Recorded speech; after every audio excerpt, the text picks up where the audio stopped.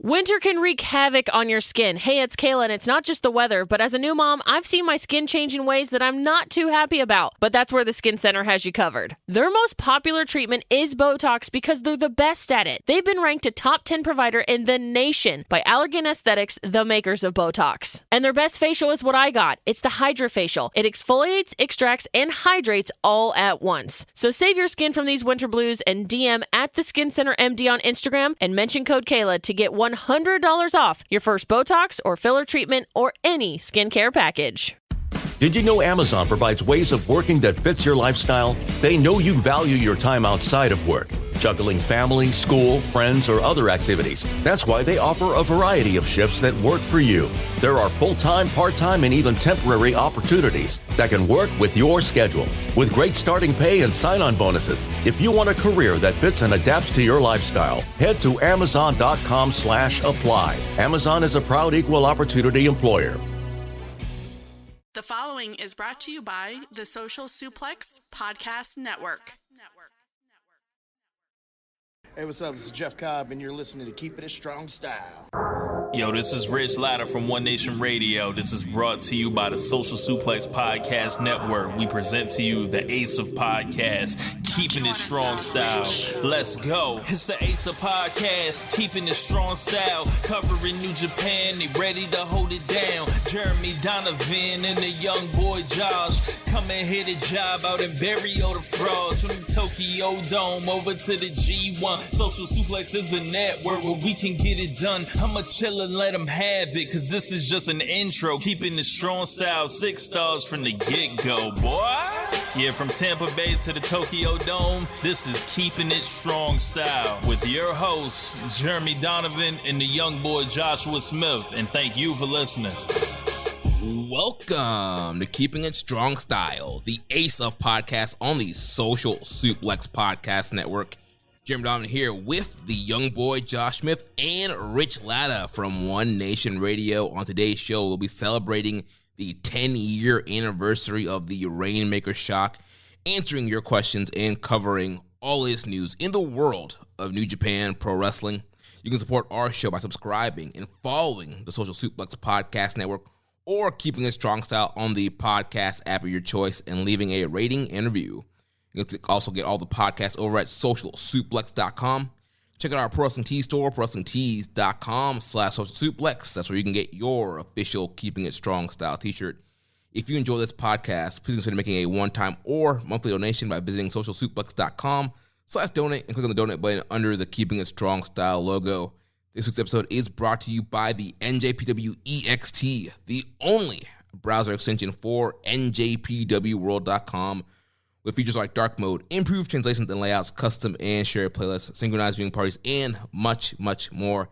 It takes NJPW World to the next level. You can visit njpwext.us today for details. Young boy, Rich, how you guys doing?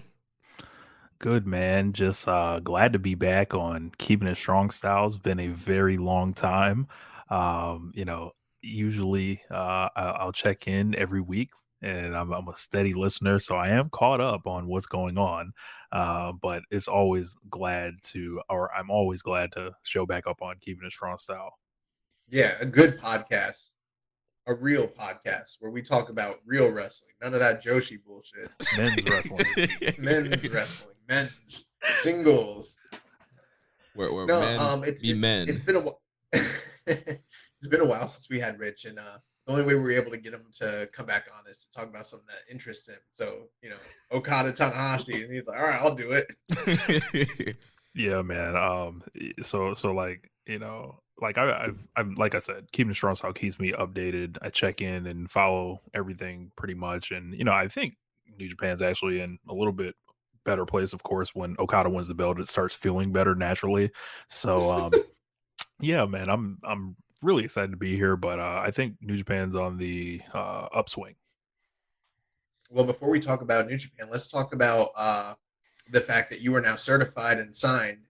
Rich Latta is all elite. So, yeah, go ahead and tell the listeners, if they haven't seen it already, about what you're involved in coming up with AEW. Oh, yeah, and man. Explain it to me, too, because I don't totally get what's going on right now? Okay, so I started hearing about this project probably in late November, early December. There was going to be a music project put together for Black History Month for a lot of the wrestlers in AEW. So they would have songs like inspired by them or anything like that. And through Montezi, who was actually one of the executive producers on the project, along with Mikey Ruckus. Some of you guys might know Mikey Ruckus from all the themes he does in AEW. He's pretty active on Twitter. I was able to submit some stuff, and I'm actually like the news dropped today. I didn't know it was going to drop, so my social media has been on fire today. But I'm producing on Jade Cargill's song. It's kind of a dance hall track. I've never actually made a dance hall beat until now, and it actually came out pretty awesome. I'm also made the beat for Mark Henry's song that has Josiah Williams from Wrestle and Flow as well as Montezi on there. Righteous Reg and Anthony King and Montezi are on the Jade song. And then I'm also producing the Nyla Rose song, and I'm rapping on that one as well. So on that one, funny story, I was like, I love the beat so much. I just sent the verse. I wasn't originally supposed to be rapping, but I sent it, and I guess, they loved it. So I'm on there with John Connor, Montezi, and this guy named Blizz. John Connor used to be signed to Dr. Dre Aftermath, so he's a pretty big name and all that. So we're going, we're talking about Nyla and going back and forth and doing our thing. But it's a really exciting project to be a part of. Got 3 songs on there. I don't know if anyone else can say that. I haven't checked, but very excited, like big fan of AEW, and always wanted to, use my music in wrestling somehow, because I used to have those old WWF Aggression albums back in the day. Loved the old Godfather theme on there. So pimpin' ain't easy, man. Correct. So I was very happy when I got the green light that all this stuff was actually going to happen. So shouts out to Montezi, and appreciate everybody that's already showed love on the social media. Like I said, like just everyone coming out of the woodwork saying I deserve this and all that. I'm like, man, I almost felt like it was doing "You deserve it" chant. So I wanted to deserve it. I earned this, So and Keepin It Strong Style, of course, getting one of the earliest themes I've ever done. So that's what this means is you're now the three-time published artist with AEW. So, yeah, so never know. Cool. It could lead to more stuff, and if everything goes well, I would expect it to. Here's the thing: we did get one of those early themes, and Jeremy, I think you know what that means. Rich is blowing up; his stock's never been higher. This is just raising the profile of our show. Correct. And you know what I think we need to do with that theme? We sell an NFT, baby. Got to put it in the metaverse. Yeah. And Rich will not be getting a cut. He'll be getting congratulations and thank yous, but we never signed an agreement to cut him in on tweets. Get that man a hot dog and a handshake. A hot dog and a handshake. Yeah. Wait, what's it called? Traditional wrestling pay. You'll get exposure. Yeah. Correct. Traditional wrestling pay. Get some experience, kid. But yeah, that's what's going on with it, and I believe it comes out February 18th. I think the hard copies have gone on pre-order today, February 1st. So get your order in and check those out. And I'm going to be doing beat breakdown videos for all those too, so you guys will be able to hear that. Nice, man. Looking forward for that coming out. Get the pre-order. Everybody needs to get on that too, by the way. Yeah, man. Appreciate it, man. All right, well, we've got a couple things here to talk about this week. Even though New Japan shut down, like we mentioned in the intro, we're going to talk about the Rainmaker Shock and some of the matches in the early stage of Okada Tanahashi. But first thing, we got to name our January Wrestler of the Month and Match of the Month. And Josh, we didn't really talk about this, but I took a good guess at what the Wrestler of the Month, Match of the Month should be. So, when I saw this printed on the rundown, I just assumed that I must have given you the go-ahead because nothing happens on the show without my say-so. But now that you told me that you didn't approve it, I feel like I want to veto this and maybe have a deeper discussion about some of these candidates. I don't know, but No, I'm just playing. I agree with you 100%. Well, tell the people who our wrestler of the month is. Yeah, without further ado, so our wrestler of the month for January 2022, none other than the Rainmaker himself, Kazuchika Okada. And I mean, who else could it be if you think about it? I mean, a classic in the Dome with Shingo Takagi, an even better match and a greater classic the next day with Will Ospreay, unified all three of those fucking belts, one big belt. And then, the next night, he whooped some Noah trash ass. And, he did it back to back to back. So, I mean, who else could it be? Right. Yeah, man. Okada was excellent. He has turned up. I think there are people that would say Okada has like not been his best in the crowd environment over there, but I think he's really starting to put it together. And then now he's actually getting to step into the spotlight. He can't just mess around in the semi-main events anymore. And I think he's taken a lot of the stuff that he's learned, and it manifested itself in 2 great matches in the Dome, and then teaming up with Tanahashi to handle that Noah trash, as you said.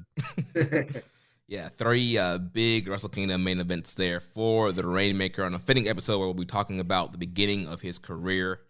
Then the match of the month for January 2022 is the main event from Night 2 of Wrestle Kingdom 16, Kazuchika Okada versus Will Ospreay to unify the IWGP titles. And man, that was just a epic main event, probably the best match in their series. Well stepped up big time. Okada, once again, after having that amazing match with Shingo the first night, which easily could have been the January match as well, but the Okada-Ospreay match just was on another level.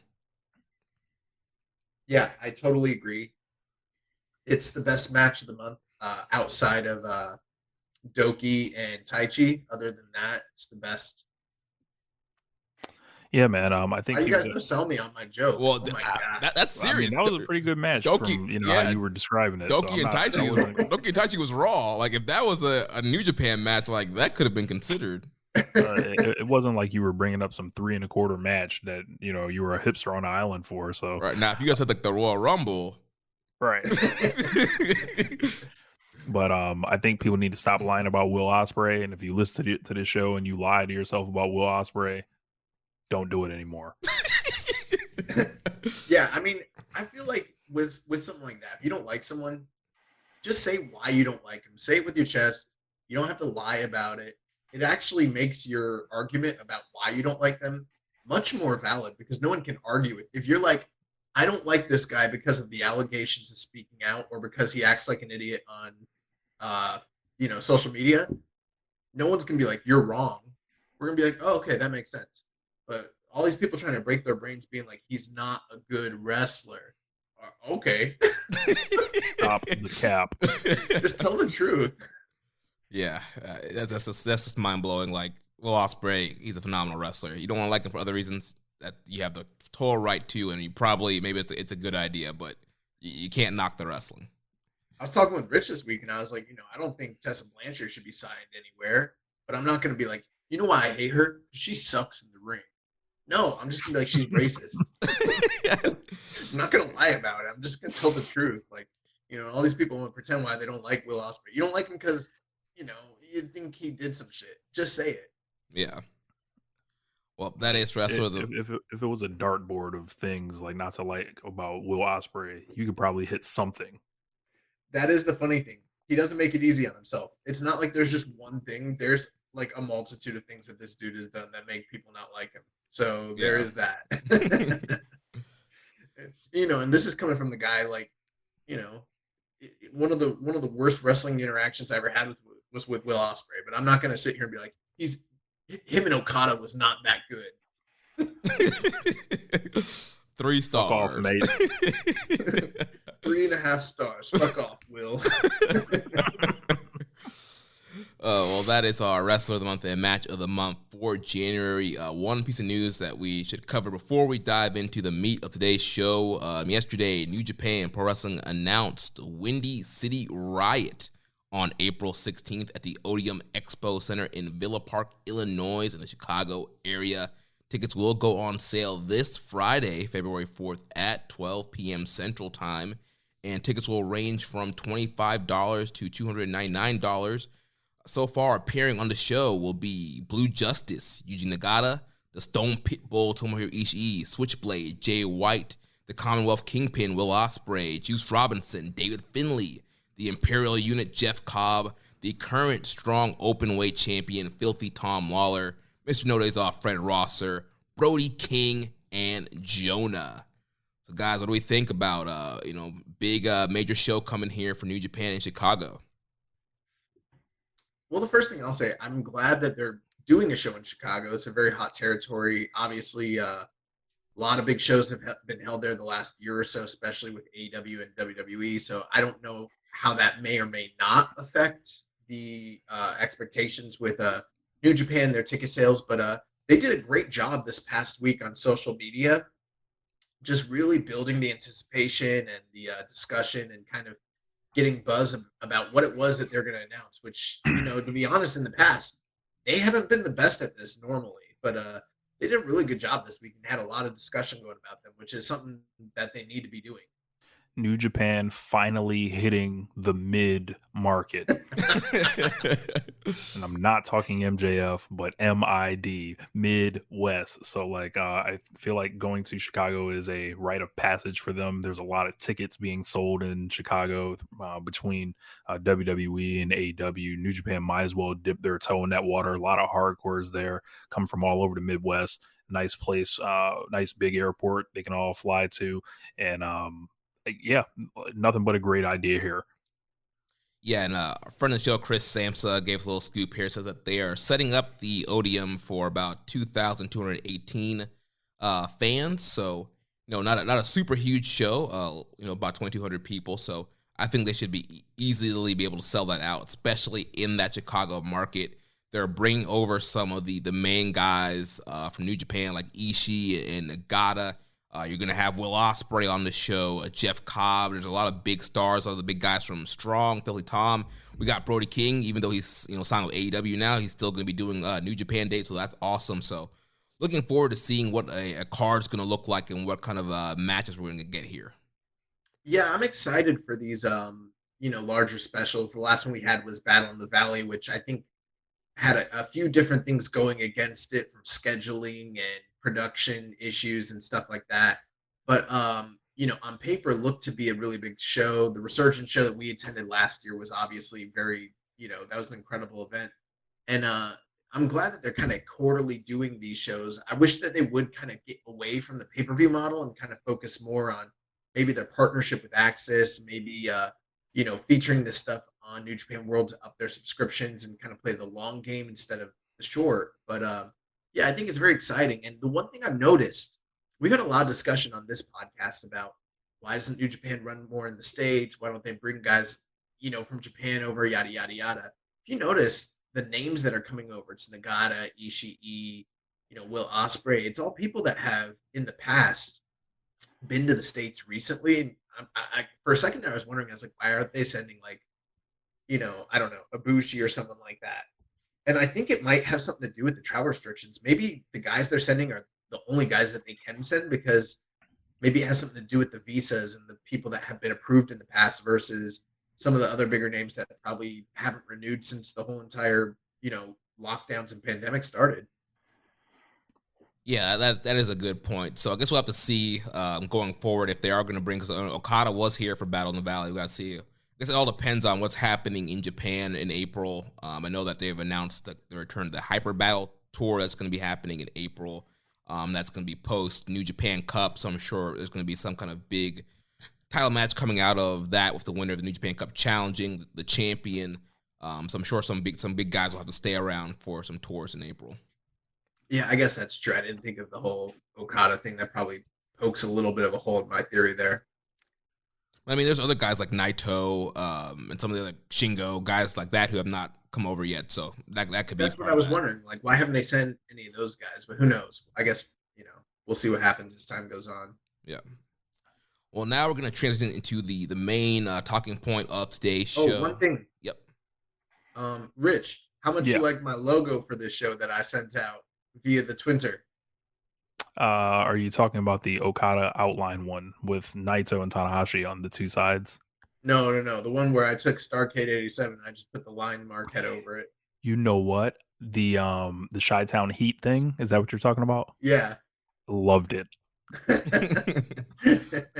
They're like, where do you guys think we're gonna be? And I tweeted out a picture of literally the Starcade 87 logo, just with like the New Japan line mark US like logo or whatever. And I was like, this is what y'all running. Exactly. You know, that show like is one of the shows that like helped bankrupt JCP. Yeah, Jim Crockett. Like, so, you know, you're like, oh, it's a rite of passage. And I was like, not for everybody. I mean, in this day and age.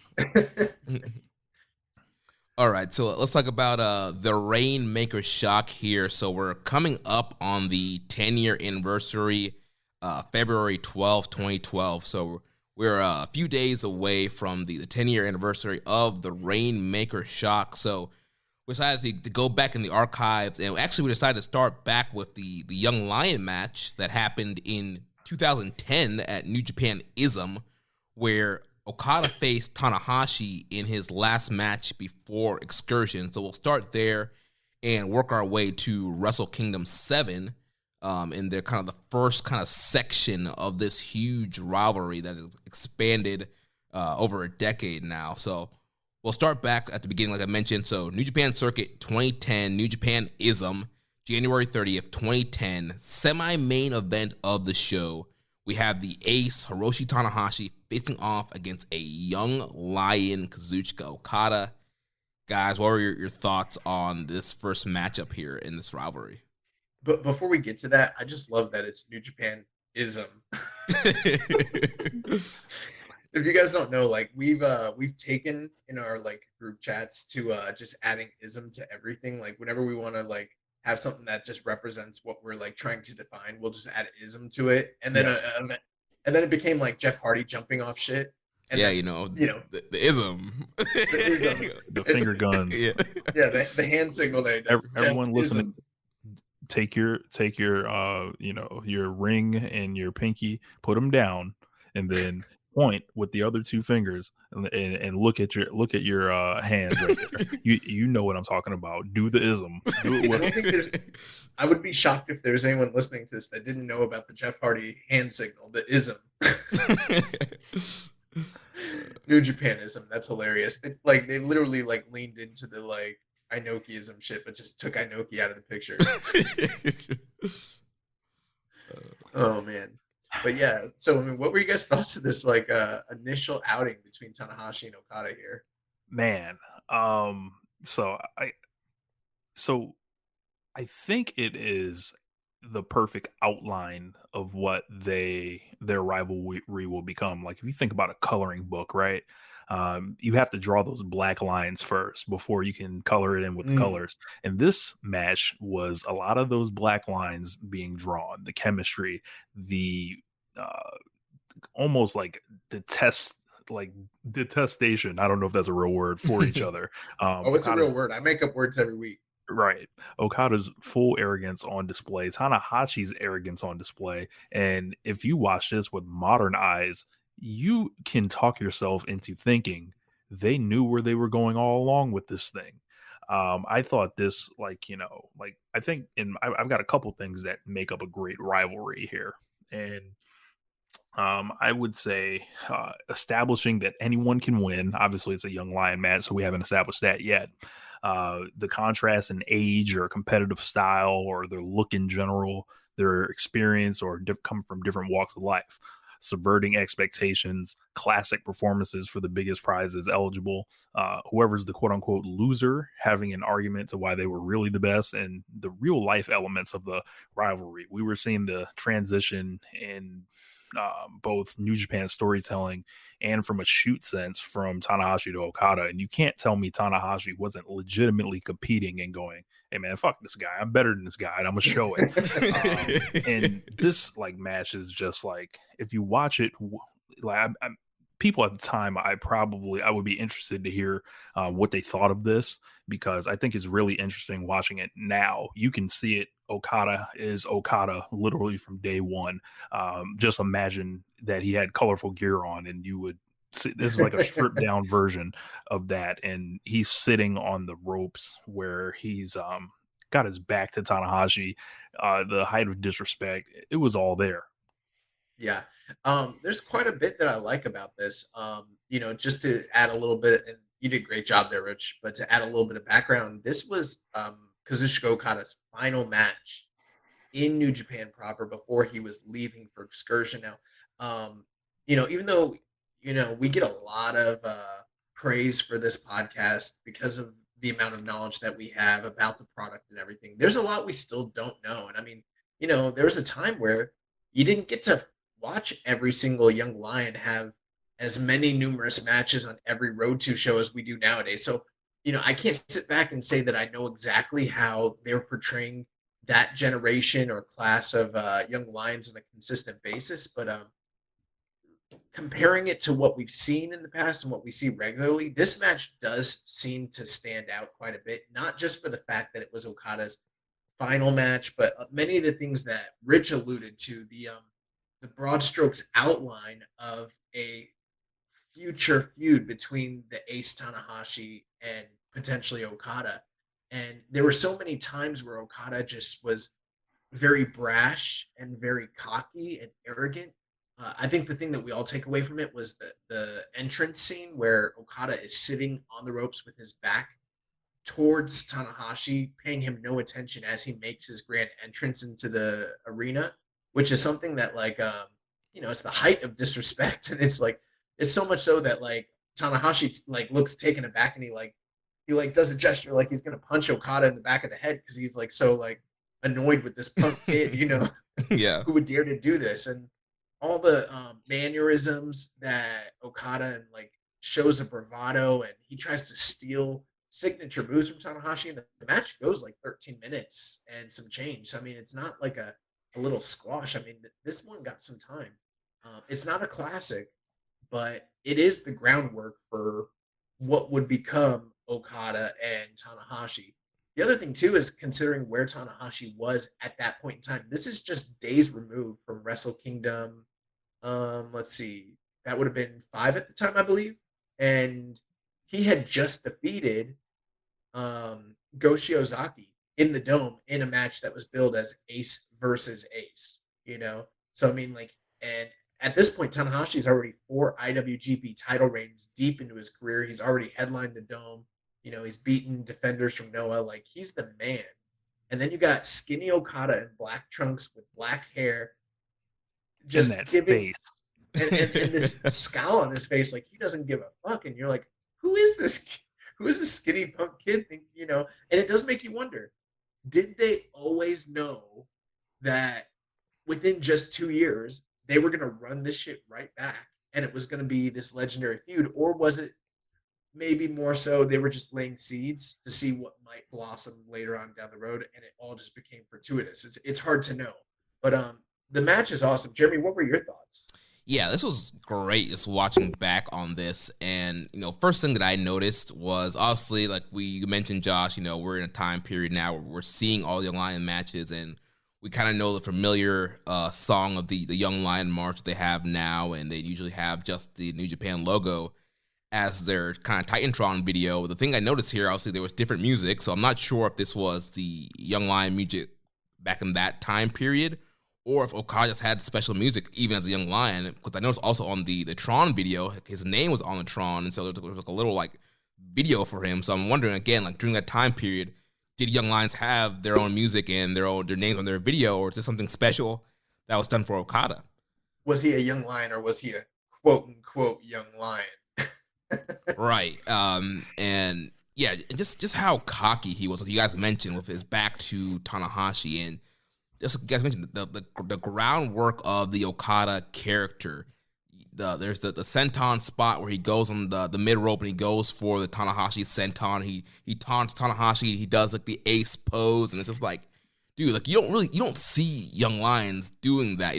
We've seen several Young Lions in the last 4 or 5 years of doing this show who have, gone through the system and have graduated and had their last matches. And like, we don't see like any of these guys really taking shots like this and taunting and kind of almost sort of developing a character already.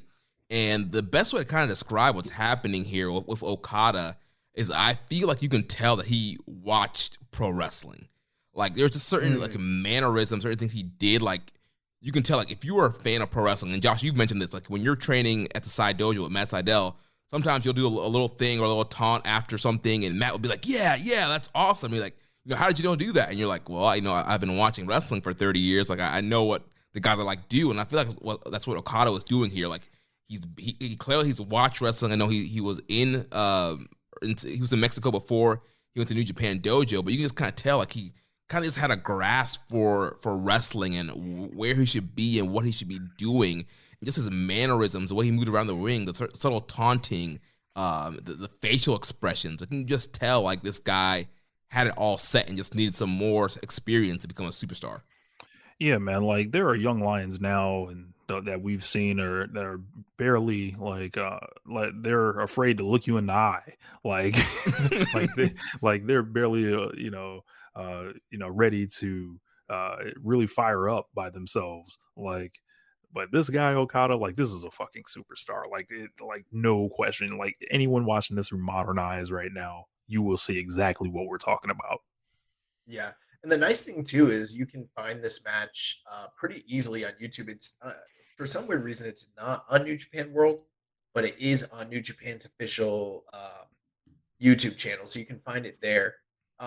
One thing I'll say this to kind of lay the groundwork for the whole discussion that we're going to be having, and it's something that I didn't come up with this on my own. It's not my own analysis, but it is something that I've heard so many other because there's a lot of coverage of this very formative feud in New Japan's boom period. I mean, you got the Showbuckle videos. There's some other great video content on YouTube and different articles and blogs. I mean, there's a lot out there. So, I mean, you could even look at that stuff as sort of like content, companion pieces with what we're doing here on this episode. But one thing that they all pointed out is that the feud between Okada and Tanahashi, when you boil it down to its essence in the early years, it's Tanahashi's experience versus Okada's skill. And you see that laid out here. Just like Rich said, Okada is very prodigious, and Jeremy alluded to it too. There's certain things that he just has. He has that star appeal. He has that quality. He has those skills. They're on display here in this match. But his skills and his experience are nowhere near the level of Hiroshi Tanahashi, who's still the fucking man. And, Tanahashi kind of eats his lunch. I mean, Okada puts up a valiant effort, but he's anywhere near the levels of where Tanahashi is at this point. You know what I mean? Right. And there is a point, though, and it's interesting where Okada starts using his drop kicks, which is obviously what Young Lions are known for, and also what Okada is so skilled at. And Tanahashi witnesses that, and he does the drop kick to the leg. And then he starts doing the dragon screws, and then he starts putting him in the cloverleaf. And I'm like, already Tanahashi is laying the groundwork for what he's going to do for the next decade in all of his time wrestling Okada. He's like, I see that leg. You got some long ass legs. You like to jump. You like to kick. Fuck your knees. Yeah, it's almost a game of chicken. It's like, how long can Tanahashi's experience stall out the natural growth of Okada? Mm-hmm. And I think I've always looked at these two as sort of like a Federer and Nadal rivalry, where Federer's the fucking man, and then all of a sudden some dude just starts whooping his ass in his prime and exceeds him, which would be Nadal taking over Federer, which would be Okada taking over Tanahashi. But in most people's minds, Federer is that guy that just people just love, just like Tanahashi. But yeah, like it's a really beautiful story. People say, there's beauty in things in pro wrestling. This is a beautiful story, like from start to finish. Yeah.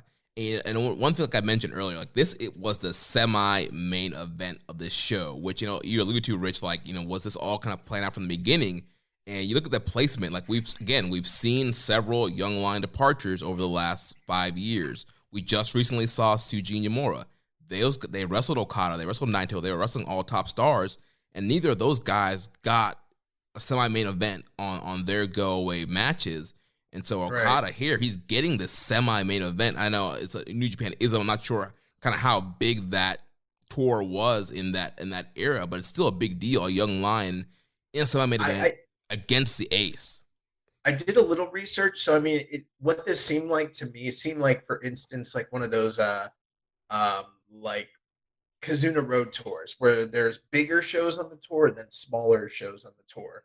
This probably would have been one of the smaller shows, but it wasn't like quite Road to level. There were singles matches, there were big feuds, that were happening on this card. So I mean, this probably would have been like your, Hino Kuni level.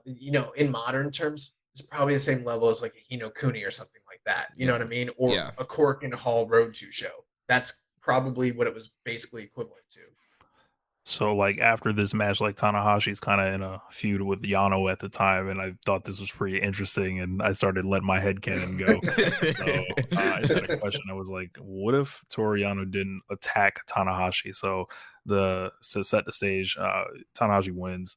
We're talking, shaking hands, and, he's speaking to him, but, we don't know how much he actually said. But Yano attacks Tanahashi from behind with a chair. They clear the ring, big schmaz. So my question is, what if Yano didn't attack Tanahashi as he was trying to talk to Okada after their Young Lion match? What if Tanahashi didn't get out the words that could have saved his ace show? He could have said something to Okada that made him never want to challenge him or disrespect him. The entire saga, birthed by Toru Yano. Like, he could have said something that demoralized him so bad that he never came back. Right. Or like, when he did come back, he would try to, be under Tanahashi's wing rather than straight disrespect him.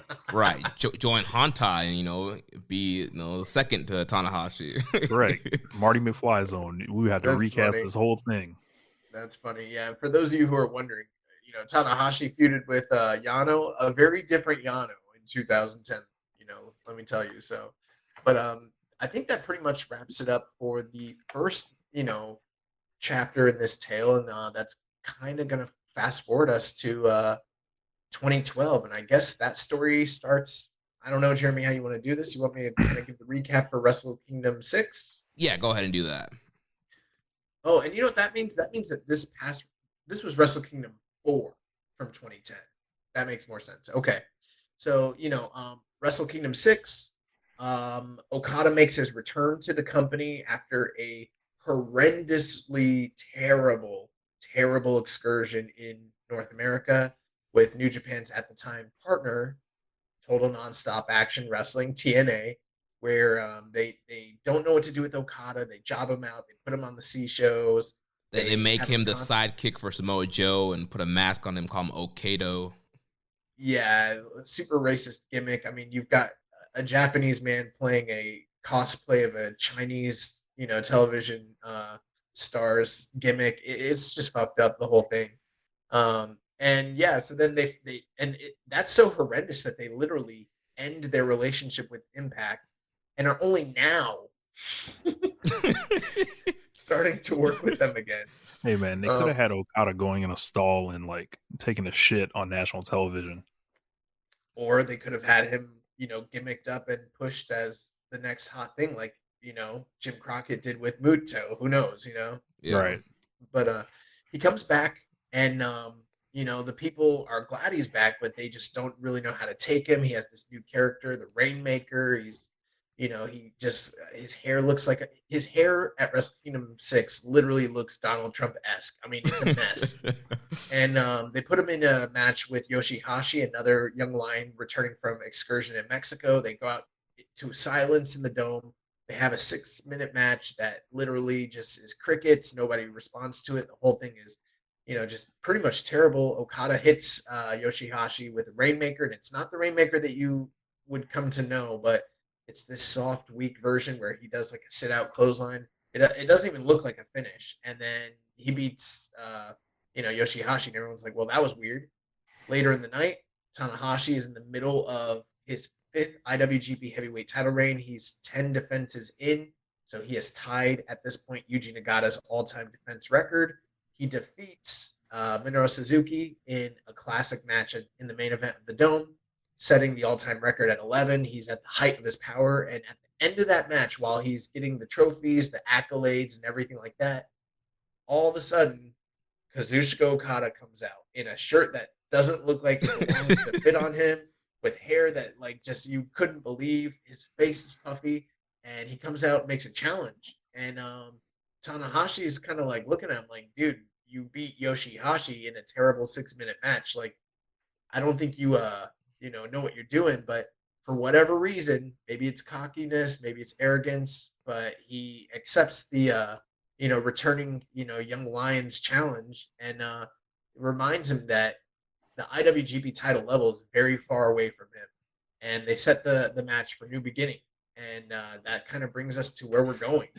So I think the worst thing about Okada is, we watch him essentially any other time in his career. He looks grand. He looks rich. The worst thing about Okada was he looked broke. Yeah. Especially for, somebody being called the Rainmaker.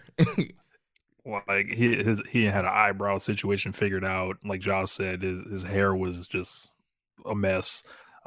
He was like someone that had either inherited a bunch of money and didn't know what to do with it yet, and he was just trying to put something flashy on, but didn't know how to quite freak it like that. Dude, his shirt, like his shirt looked like one of those. It looked like one of those shirts that you would buy at like JCPenney, where like the tie comes in the package with the shirt. You know what I'm saying? Yeah.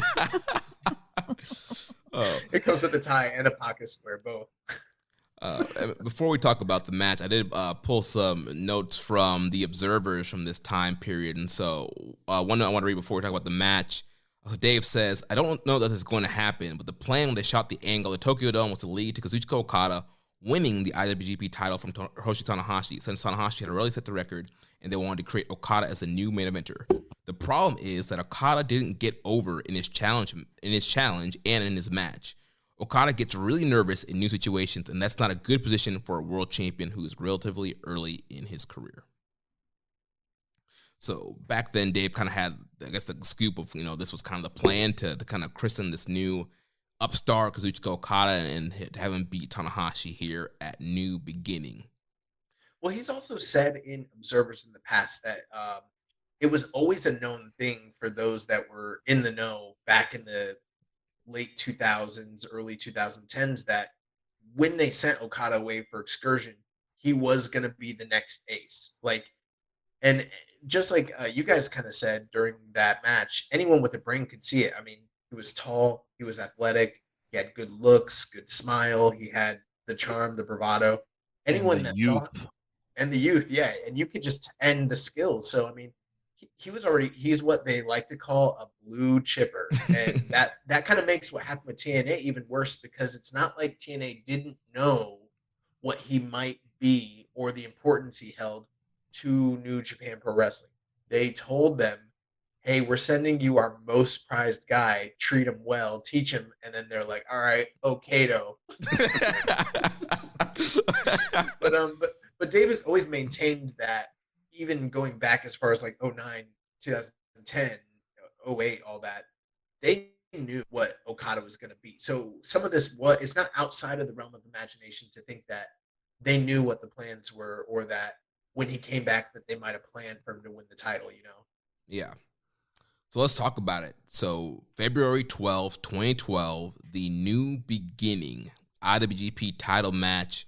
Tanahashi is defending against Kazuchika Okada. What do you guys think about this matchup here? Yeah, man. It feels like when you start seeing somebody that's like a champion, right? And then they realize they're in way too deep with somebody that is not on their level, or didn't think that was on their level. You mean like Ronda Rousey and Holly Holm? Oh my God. So check this out. So like NBA fans will appreciate this. So when LeBron was 22 years old, they were a bit ahead of schedule. They were going up against the Detroit Pistons, Josh's Detroit Pistons, in the Eastern Conference Finals. All of a sudden, it just like no one really expected. Like they were like the Cavs were ahead of schedule, LeBron, they were ahead of schedule. They shouldn't even been there. Then they just upset them in the conference finals and make the finals. And the thing was, like, the Pistons, with all their experience, all their toughness, just ran into a prodigy. And that's what happened here. Like, Okada showed up in tremendous condition, totally different look than he did the previous month. It's like he went in the gym and dropped like 20 pounds damn near. The Okada where we said didn't look like he had it figured out visually, a month later. It's the biggest, like, it's a complete shock. Yeah, it's a complete shock. Like, hold on, y'all knew something like that. That's what I think about this. And the Rainmaker he hits him with, compared to the Yoshihashi one, it's night and day. It's like I'm blasting everyone out of New Japan's past into New Japan's future. You know what it's like? It's like in all those like teen comedies or dramas where, like, the romantic comedies where, like, you have the nerdy ugly girl or guy that, like, they do the flashback scenes and they're like totally fucked up, but then they like fast forward to the future and, like, you know, they're bad now and they're not that character that they used to be, and everyone's shocked, you know, that they've dropped the weight, their face cleared up, and they don't wear glasses, and they got a new hairdo, and they wear stylish clothes, and it's like, oh my god, I had no idea that Sandra Bullock was hot. You know, that's what they did with Okada. You know, they never been kissed him. He's not Josie Grossi anymore, is what they did to this man. And you know what's also interesting, Rich, is like you keep bringing up different sports analogies.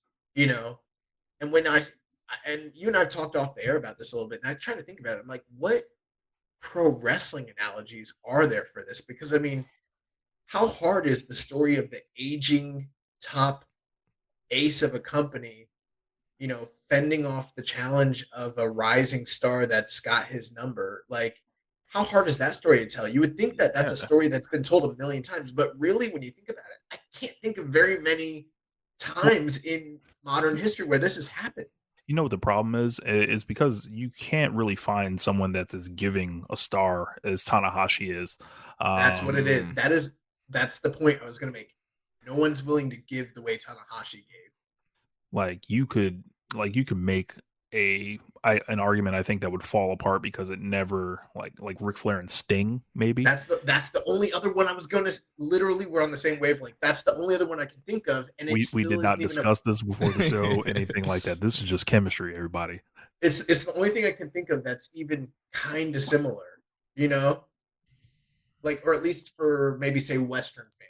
Yeah, I'm not thinking of anything else. I mean, you think back to like the Attitude Era. There was no really old guys that were holding the belts. They didn't really do that story there. Or even like in the Ruthless Aggression era, like there was nothing really, none of that really. It's like Brock won the belt pretty early, but there was no one he was just going back and forth with that was like Tanahashi. Like, I'm sorry, the Undertaker doesn't count.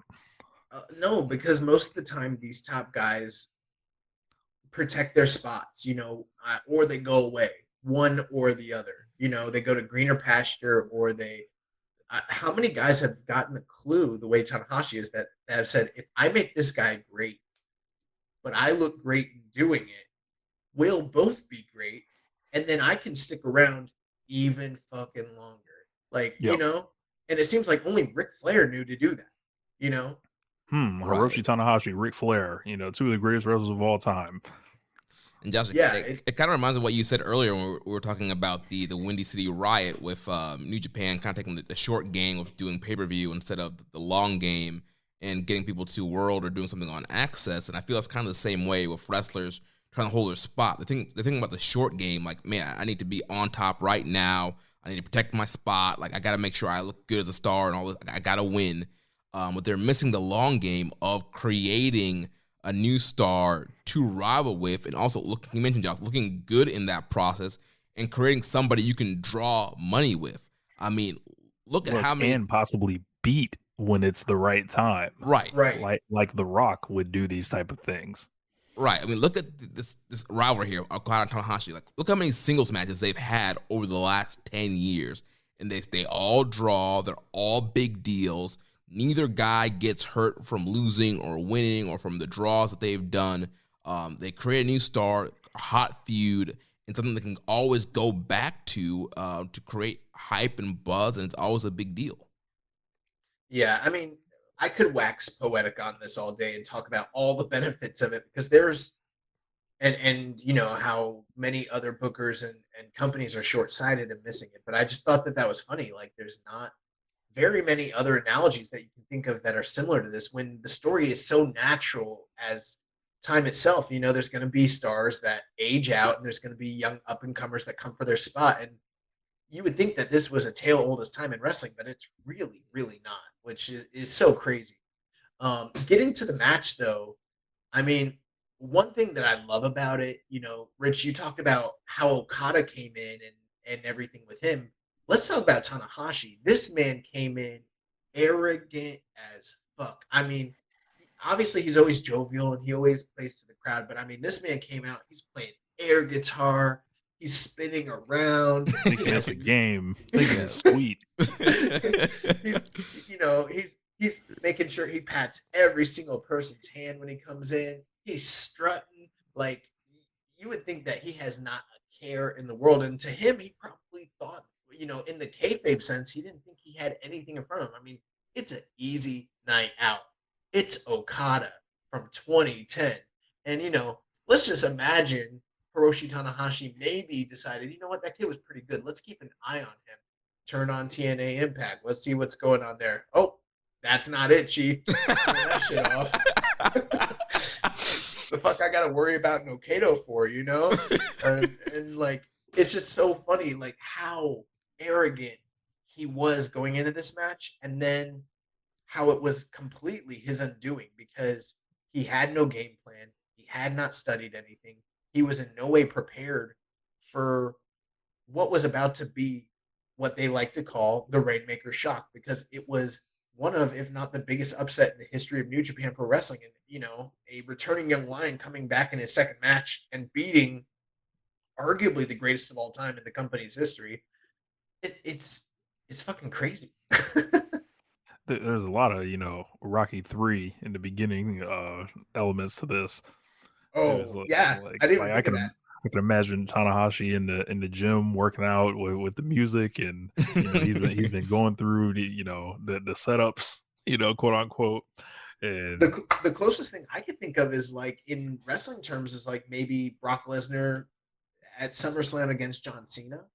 Mm-hmm. Like, but even that isn't quite the same, because we knew what to expect with Brock Lesnar. We just maybe didn't expect he could do that to John Cena. But very similar elements were like, this was a shock to people, where they're like, oh, fuck, Okada's for real. Yeah, and man, like you mentioned, Tanahashi just comes in here so arrogant and just like, you know, I am the ace. Like, I'm going to, you know, wash this young boy away and move on. You know, Tanahashi, who's in the middle of a 13-month title reign right now, just, you know, defending the belt left and right, having these epic title matches. And now here comes Okada. And Okada very cocky, but he almost had the right to be cocky, because he's been studying Tanahashi. Like, he knew all his big moves, all his big spots. He had the counters ready. It's like he had the match won even before he stepped in the ring. Yeah, just to put this in perspective, guys, remember when Okada was on his 12 defense series, and he had to eventually surpass Tanahashi and, you know, have more title defenses than him? What if after 12 it wasn't Kenny Omega that beat him? What if it was Great Okan that came back? Now, I know it's not quite the same thing, but think about this. What if it was Great Okan that came back and then beat him in his next pay-per-view title defense? That's what we're talking about here. Would you think for any amount of time going into that match that Kazuchika Okada had any reason to be fearful or, you know, worried about Great Okan? I'm sure most people watching this thought, like, okay, they want to make Okada a star. They want to put him in a big spotlight. They're going to give him like this big monumental. They probably thought it was like the Sting Flair thing. Like, Okada will get made by Tanahashi by looking good in defeat his first time out. They had no idea he was going to fuck this man's life up. Yeah. And like, go ahead, Jeremy. No, so yeah, Okada wrecked Tanahashi in this match. Knocked out his 2 front teeth. This man was bleeding from the mouth. We see Okada, unveil the tombstone pile drivers, tombstone that man out in the crowd on the cement. Like, Okada was jacking this man up. Yeah, man, and I think we should speak to some of the shock and the outrage that surrounded this match in the wrestling community at the time, because I've only heard stories about it, and I've always just heard people were freaking out. They were pissed. They thought Gato lost his fucking mind. They're just everything. Like, I just, I read about the stuff that happened before I was watching New Japan, and it was really Babe Ruth calling his shot, like with this. As a booker, it's like, if this doesn't work out, like, we don't get the whole last decade. There's some notes here from Jeremy. I'm going to let him read them from the Observer, and I'm sure that speaks to what the general consensus and thoughts and reactions were in Japan at the time. But, on the message boards here in the States, yes, very much exactly what you were just describing, Rich. I mean, people couldn't believe it because, here you have Tanahashi, the most beloved, most successful, the guy that literally single-handedly carried the company on his back through the dark ages, saved them from the brink of destruction financially, made them relevant, had all these classic matches, made all this money, brought them back, to relevancy, and then they bring in this newcomer and have him beat him, and, other people didn't, there's that whole saying, like, let's see it play out, give it some time, and oftentimes that's applied to like WWE, where nothing plays out. It's booked week to week and shit doesn't matter from one week to the next. But like in New Japan, especially classic Gato booking, it always does. And so, I think a lot of them were short-sighted and not understanding where this was leading or what it was going to be. They were unaware that before them was greatness, and they had no idea because they could only see Tanahashi's star. They didn't realize the shining star that Okada was going to be. One thing too, Jeremy, you talked about Okada with the tombstones. That was the thing that kind of won this match for him, was the constant and persistent, sustained, devastating neck attacks that he had. It started with drop kicks, and then he took Tanahashi to the outside and used the guardrail to bend his neck backwards. And I don't know if at the time that was a known thing, that like maybe Tanahashi had a bad neck, but I have to kind of imagine that maybe that was the narrative, because he just completely focused his entire attack on his neck. He started breaking out all his Yave maneuvers to clinch the neck, and then later on, all of his impact moves. You think about like the neck breakers, the heavy rain, the tombstones on the outside and on the inside.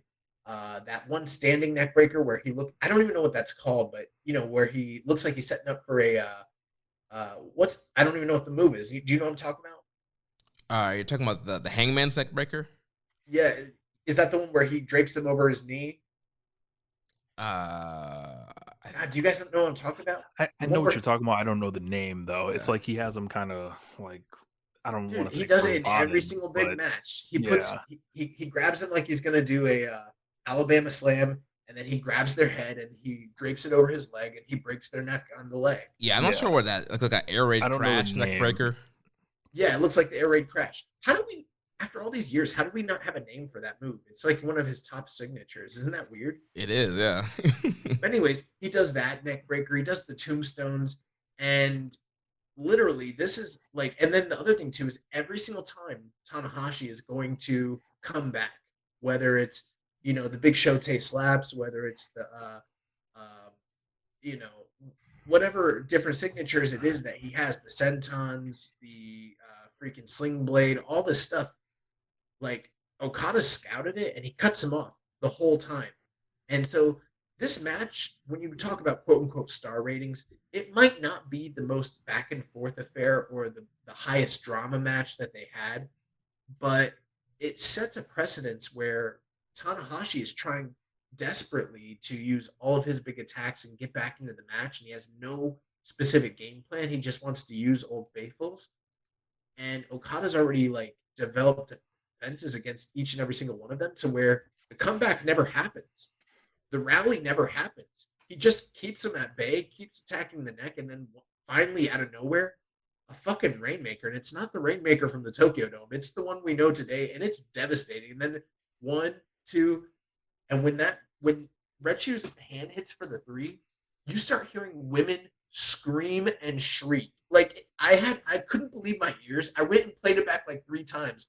There's literally people screaming in the crowd. We hear like Meltzer talk about like people crying in the audience at like these other famous matches. Well, this was different. People were screaming. It's like a bizarre scene.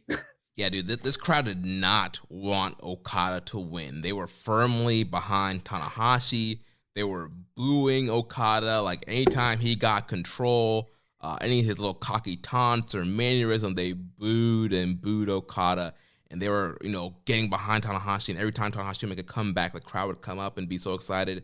And they wanted to ace, get rid of this young punk. But yeah, you mentioned that soul-crushing Rainmaker. Tanahashi's soul left his body and got the 3 count. And yeah, the crowd was just they were stunned. Then it was like they went through like all stages of grief at one time. Like they were sad, they were stunned, they were pissed. Like all this emotion was happening at once for everybody. This is an NBA team coming into your arena and beating you by a comfortable 12 or 13 points. Not blowing you out, not beating you on a buzzer beater, but just thoroughly dominating you and, pulling their starters a little early just to watch you guys, struggle a little bit, but a comfortable win. Yeah. Yeah, and the fact that Tanahashi lasted as long as he did in the match was a testament to his toughness because it was an onslaught. Like, it was big move after big move after big move the whole time. Yeah, and have some notes here from Dave from The Observer after this match. So he says, Kazuchika Okada went from being a masked character off a comic book and 1960s U.S. television show to major world champion in a short period of time.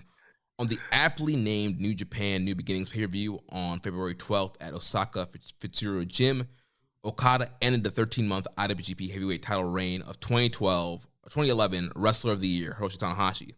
The show was New Japan's first under new management. The title change was something planned a while back. The general reaction in Japan was negative to the change. Okada looked pretty green, even though the match itself turned out to have the feel of an excellent World Championship match due to Tanahashi. When combining dynamic ring work with main event charisma, Tanahashi is probably the closest thing to a complete package in today's pro wrestling. Business had improved with him on top, and the Osaka show drew a turnaway crowd 6,200, even though he was facing a challenger with no name value.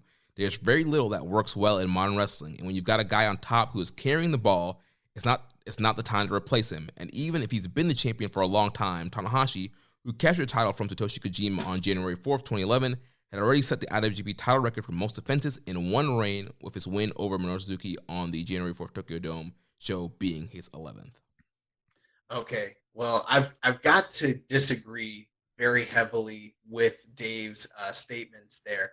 And not, obviously hindsight's 2020, but I mean, this is specifically the exact time that you need to cash out on a world champion is when there is no further story to tell. There's nowhere else for them to go.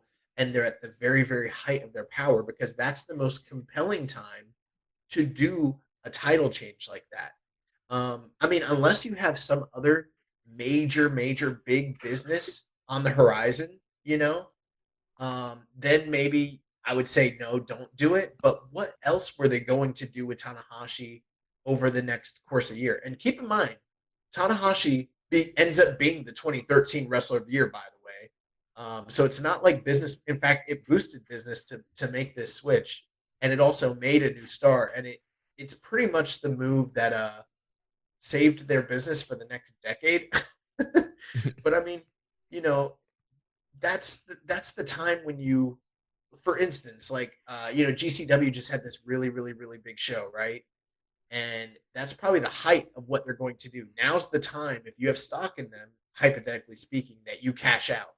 That's where Tanahashi was. He was at the height of his power. This is where you start selling off that stock. You don't do it when he's on the decline. You do it when he's at the height of his power so that you can tell new stories and keep him fresh. You don't want to wait until, 2 or 3 title defenses down the road. He beats Goto, he beats Naito, and he beats, Kojima, and people are like, well, we've seen all this before. We've seen how that plays out with Okada. It's not optimal. Right. Yeah, and that's a really great point, Josh, because like when a champion is on top, and like this is, I think, the problem John Cena ran into a lot of times, like, and then Right. why his feuds with like CM Punk like kind of felt like it had gravity to him, because it was like they finally let somebody kind of come up to his level, and it's like you've got to disperse that overness, that mythical status to try to create new people. One last thing I want to point out before we move on to the next part of the feud. We discussed how out of character, out of place everything seemed to be with Okada, from the terrible match to his demeanor, his dress, his look, everything like that. And then he comes into this match looking like an entirely new man and all that. And you have to wonder, was it that they were playing 3D chess and they planned all that shit from the very, very get-go? Now, Rich is co-host of One Nation Radio. They're no strangers to conspiracy theories. You know what I'm saying? But like, did Gato and Okada come together and be like, we're gonna put you in some raggedy ass clothes, we're gonna give you a terrible haircut, we're gonna make you look like we don't know what the fuck we're doing with you, because everything about that early appearance of him screamed Master Wato to me. For the modern fans. It looked like a guy that had no confidence, that had no sense of character, that didn't know what the fuck was going on, and then you turn around and you put him in your next pay-per-view and you put the belt on him. Were they trying to lull the fans and lull the character of Tanahashi into a sense of security so that the shock would be even more effective? Or do you guys think it was just a sense that they really were trying to figure things out with him, and it took a month for them to figure it out, and then we're off to the races, and maybe it was just coincidental that it all happened that way? I feel like it was all set up, and there were 38 days between the Tokyo Dome and the title change.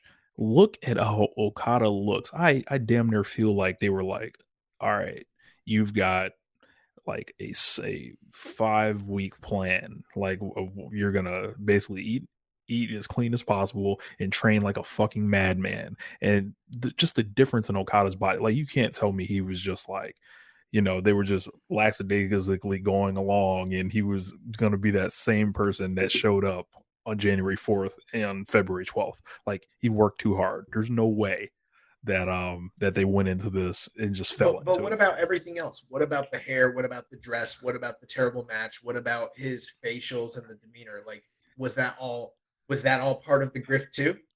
I mean, I think so. I mean, you look at how everything was laid. I just think it's funny that you guys are bought into this idea so like easily.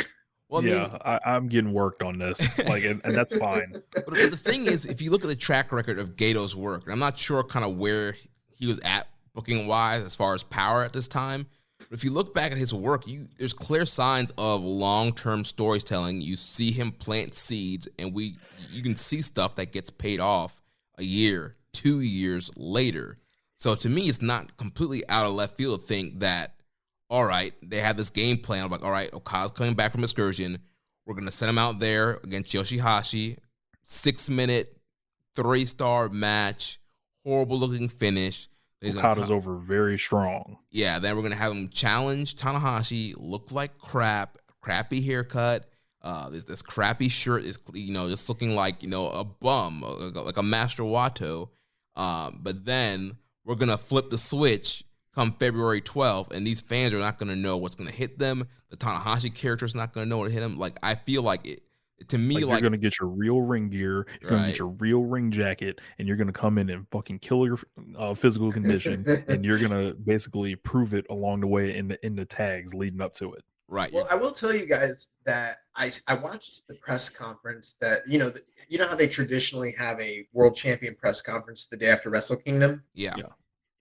They had one of those. It's on World. I didn't understand any of it, but the gist of it is at the end of Tanahashi's remarks, Gedo walks in with Okada, and I assume this was the moment where they revealed your boy's with me, basically. You know what I mean? Yeah. But Okada was still wearing that janky ass shit, and I'm like, like he didn't cut a promo. He just walked into like the room and like put his feet up on the table and just like kind of pouted. And I was like, is he supposed to be looking cool or like arrogant, or I don't know what's going on. And so it is such a stark contrast to what you see in February, where like I'm willing to believe that maybe it was all designed or maybe it was just a happy coincidence. But regardless, putting all the backstage stuff aside, the storyline tells you a very different story. The story tells you where this guy set this man up. He made himself look one way and made him think that you're fighting someone who's just a young and up and comer, happy go plucky, wishful thinking returning lion, when in fact he was fighting the genius of all genius wrestlers, someone who was the top prodigy in the history of wrestling, someone whose skills were almost at this point equal to the all-time GOAT experience that Tanahashi had, and it's only 2012. So like it's fucking crazy. Tanahashi is holding on for dear life. Yeah. From this moment. It's funny. I watched this match with like the new English commentary, the archive English commentary. I did too. With Kevin Kelly, and I thought it was hilarious when he was mentioning people were already asking in 2012, is Tanahashi done? Yeah. That's hilarious to think about. Right. Like people, I guess at that time were kind of, with the long title reign and all these offenses, like, man, is Tanahashi, is he breaking down? Is he done? And especially after Okada beats him, I'm sure fans are probably like, man, like, yeah, Tanahashi, he must be done. If, this young guy that's going to come in here and beat him. This man is the 1 in 100 year talent. He was not done. Yeah. So before we talk about the next match, just to kind of give you guys a little bit of background, I did watch the title challenge when Tanahashi finally walked out to challenge Okada. And in the interim time, so, Tanahashi drops the belt to Okada. Okada has 2 subsequent title defenses. He has one against Tetsuya Naito, who... Great match. It is a great match, and that's someone that he debuted early on in his career, someone from his generation. So, they're about to wrestle here in the upcoming near future. I don't even think people realize sometimes how far deep the history between Naito and Okada really goes. But Okada beats Naito. After that, he beats Goto, who had won the New Japan Cup. And then that leads us into the title match with Tanahashi. In the meantime, Tanahashi was a participant in the New Japan Cup. He made it to the finals and lost to Goto to lose that opportunity to challenge Okada. So, I mean, the runner-up getting a title shot the next month. Some things never change with with Gato's booking. And you might be wondering, what did Tanahashi do in between losing the New Japan Cup and then getting the title shot? Not a damn thing. He stayed busy in some multi-man tags, and then as soon as Goto and also Okada beating Naito and Goto in back-to-back title defenses, some things never change.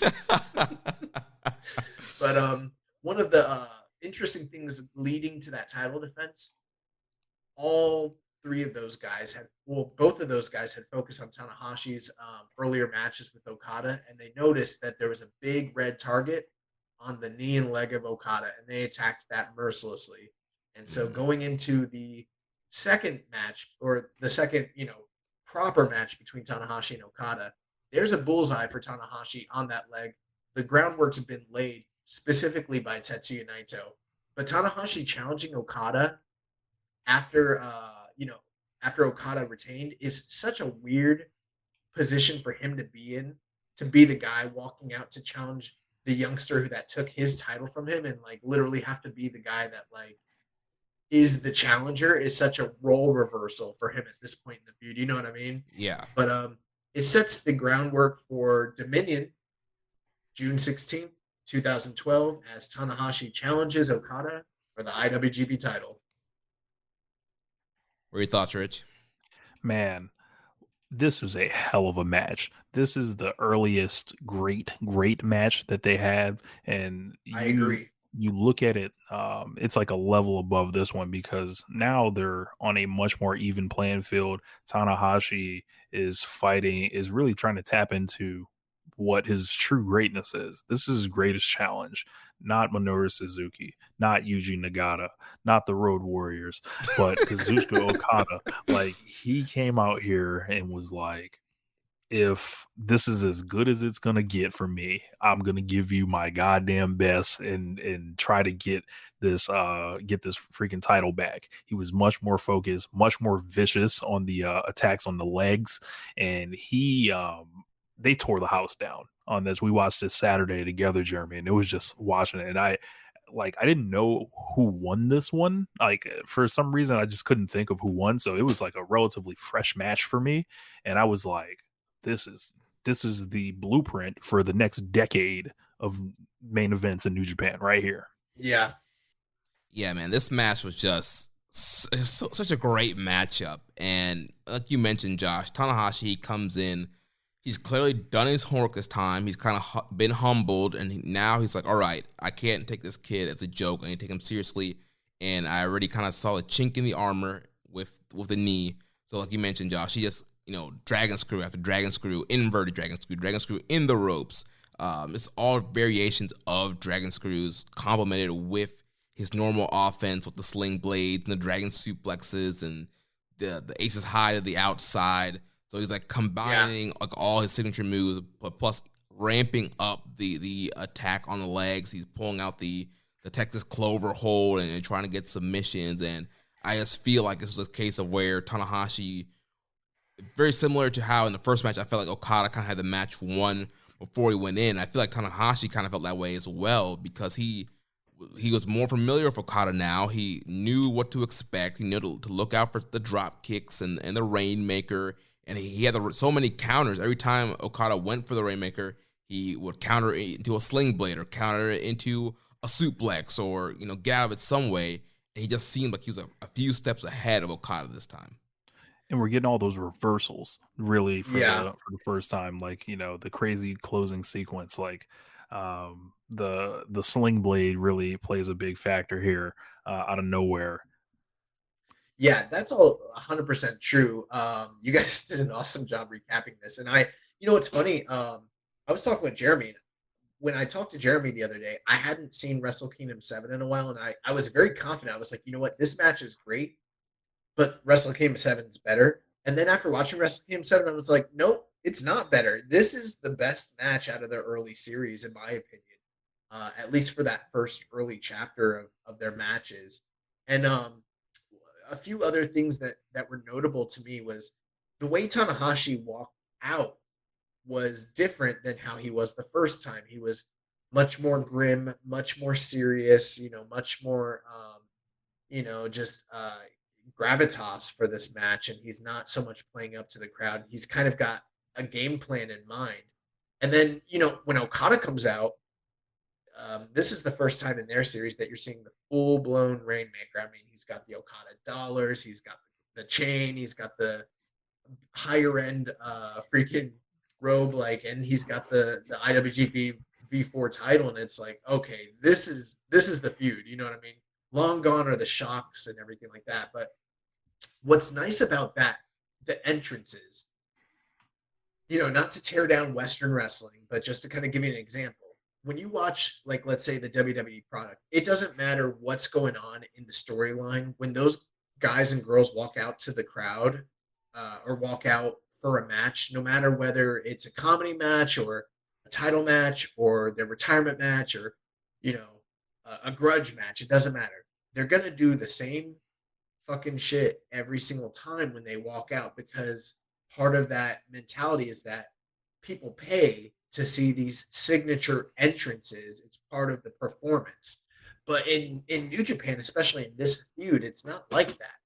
Every single match takes on a different story and a different tale that they're telling, and the intentions and the thoughts of the performers are affected by the previous story. So you see that reflected not just in the match itself, but by the way they enter, and you kind of get a sense of what's really going on. And it's not cookie cutter, by the numbers, the same thing every single time. And these are real people with real motivations, thoughts, and actions. And like, it's refreshing to look back on it and be like, okay, they were like literally on the moment they walked out from the curtain. It wasn't just when they got in the ring. You know what I mean?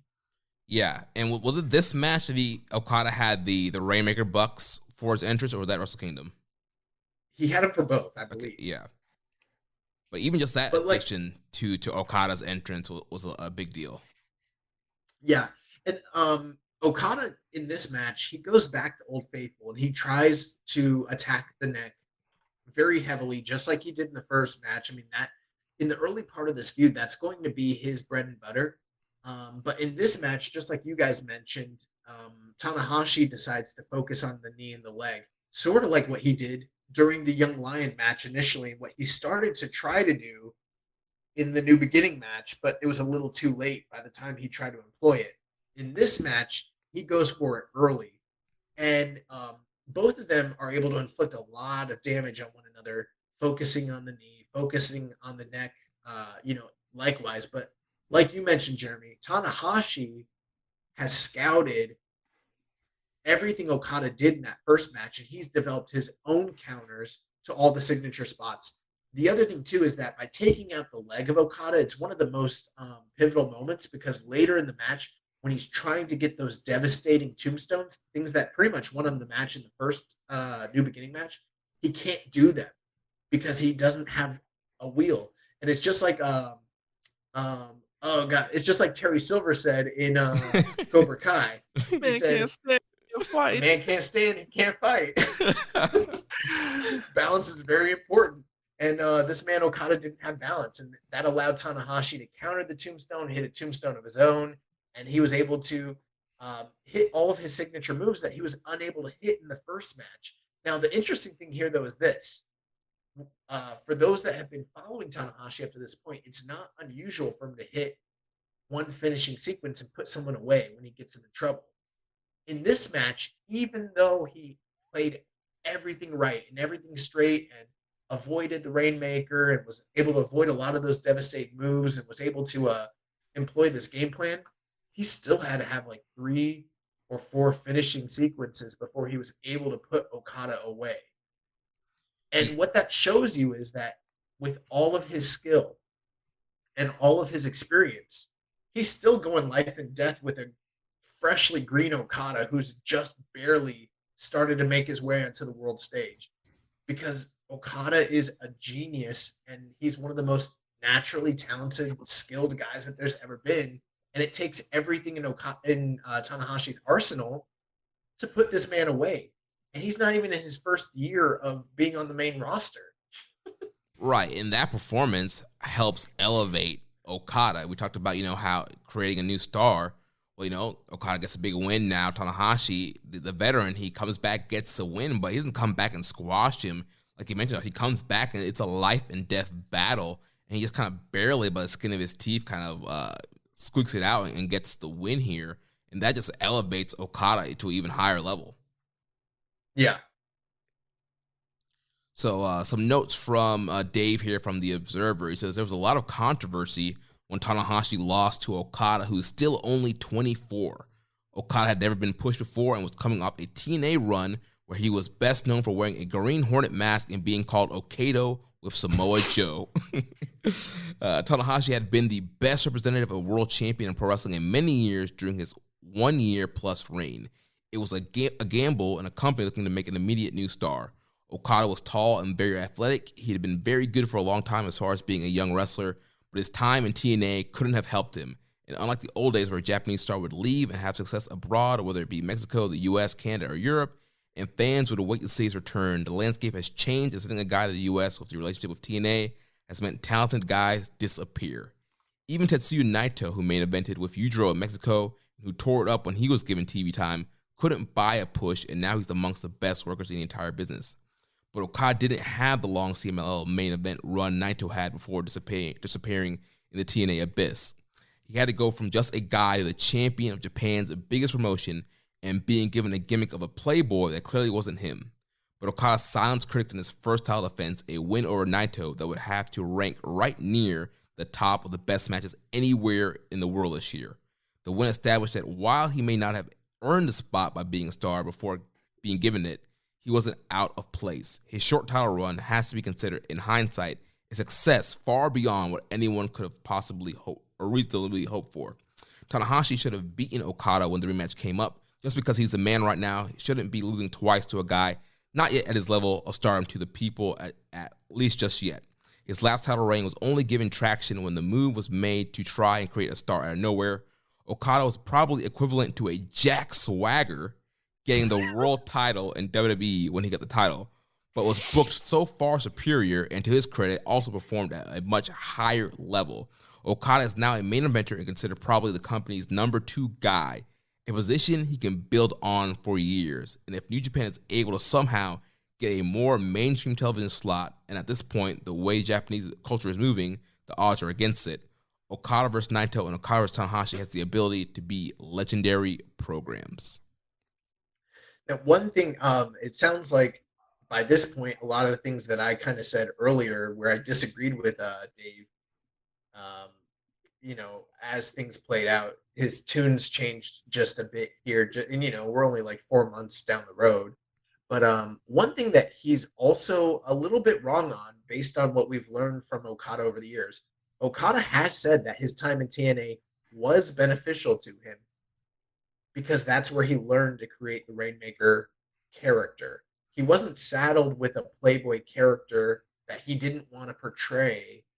He was the one who envisioned himself as the Rainmaker and came up with the idea of that showmanship and that bravado when he was in America. He learned that from his exposure to Western wrestling. So even though, yes, they didn't treat him well while he was there, they didn't give him opportunities, they didn't grow him as a performer in the in-ring sense, that is where he came up with the idea of the Rainmaker, is watching wrestling in the States.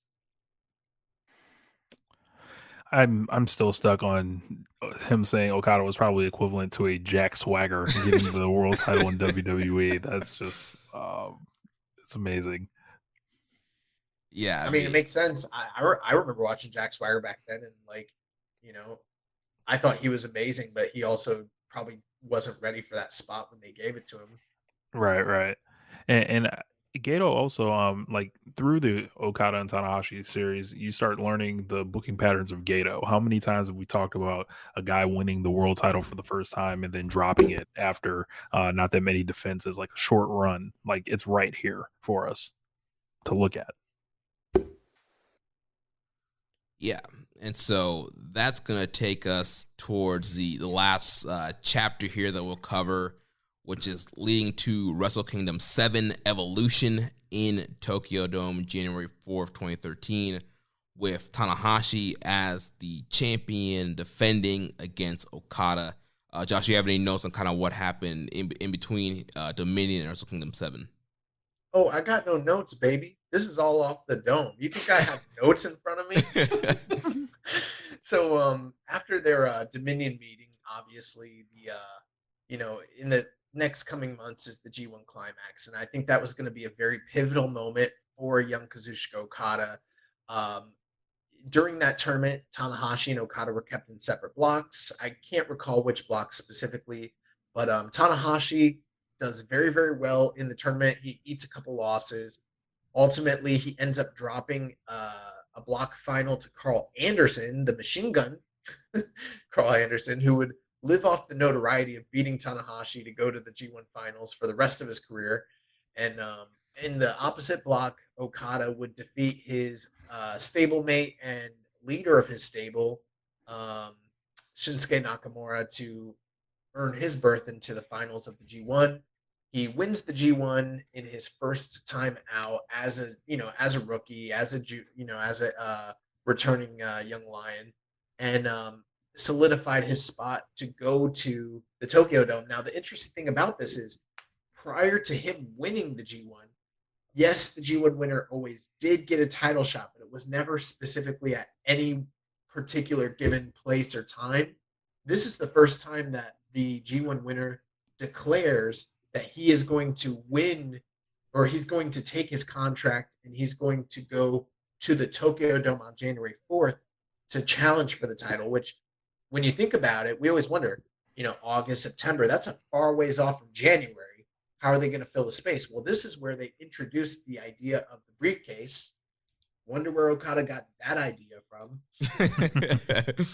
And he defended that briefcase against many of the men that had defeated him in the G1. So this is where we start to see the more modern tradition of the G1 winner defending their G1 contract all throughout the coming months and tours. That's something that Okada initially introduced, and he did that successfully. At the same time, Tanahashi goes on a series of title defenses, and then we wind up with Wrestle Kingdom 7, the G1 champion Okada challenging for his lost IWGP title against his arch nemesis Hiroshi Tanahashi in the Dome. Now, this is something that you and I have talked about many times on this podcast, Jeremy, is how normally in recent times, Gato likes to book main events for the Tokyo Dome that have been protected main events that you don't normally see throughout the calendar year. And there's a long history of that. But this seems to be one of those rare examples where that is kind of nixed altogether because the program is so hot and so prolific that they've already had 2 major matches during this year. And now they're going to cap it off by having an even bigger match on a bigger stage involving the same 2 principals to really settle who is the best, who is really truly the ace of New Japan Pro Wrestling. Yeah, and they're able to do it because the shit's so hot. Yeah, and you look at it, and there's still a lot of time in between the Tokyo Dome match and Dominion. Dominion was in June, and this match is January of the next year. So there's definitely some time where the match still felt fresh. But yeah, it is kind of unusual to when we look back at some recent booking in G1 wins and Wrestle Kingdom main events. Usually he does try to protect that main event match as much as possible. But like you mentioned, the feud was so hot. We're in a time period now, we're coming out of the dark ages. We're getting a new management with Bushi Rhodes coming in. New Japan is trying to kind of recoup some losses, trying to make some money, and try to become mainstream again. And so this feud is so hot. We saw at New Beginning, they had to turn fans away from the building. This feud's a hot program, and they're trying to get back to a status of where they can be filling out the Tokyo Dome again. And so this was the right feud to kind of kick off this era of just incredible Wrestle Kingdoms and big main events and drawing crowds to the Tokyo Dome.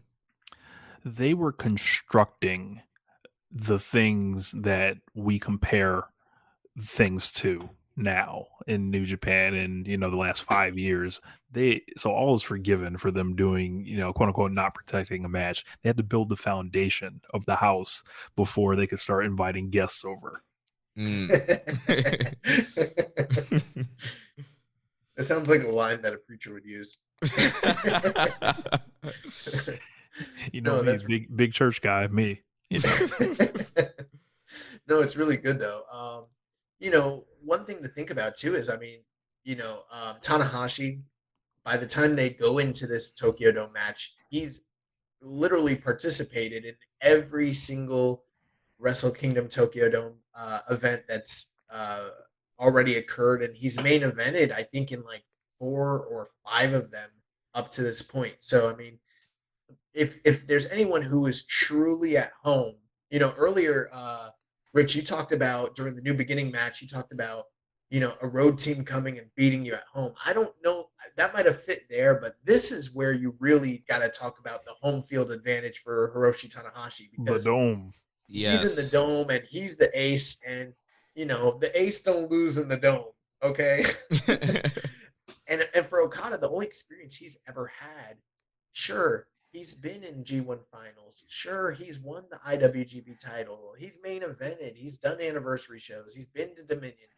He's never been in the main event of the Tokyo Dome with like 40,000 people there.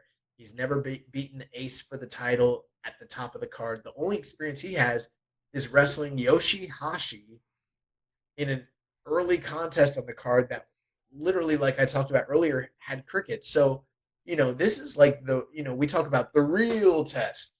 Well, this is the real test for Kazuchika Okada. Can he beat the ace in his final form at the top of his game in his hometown or in his home arena, and that's the story here. And what I like about this match, even though I don't think it plays out quite as definitively as the first three matches that we described, it's sort of like you mentioned, Rich. They laid the groundwork for the house they were going to build. This is almost sort of like a best of, or playing the hits of the entire feud so far, mixing in a couple little wrinkles.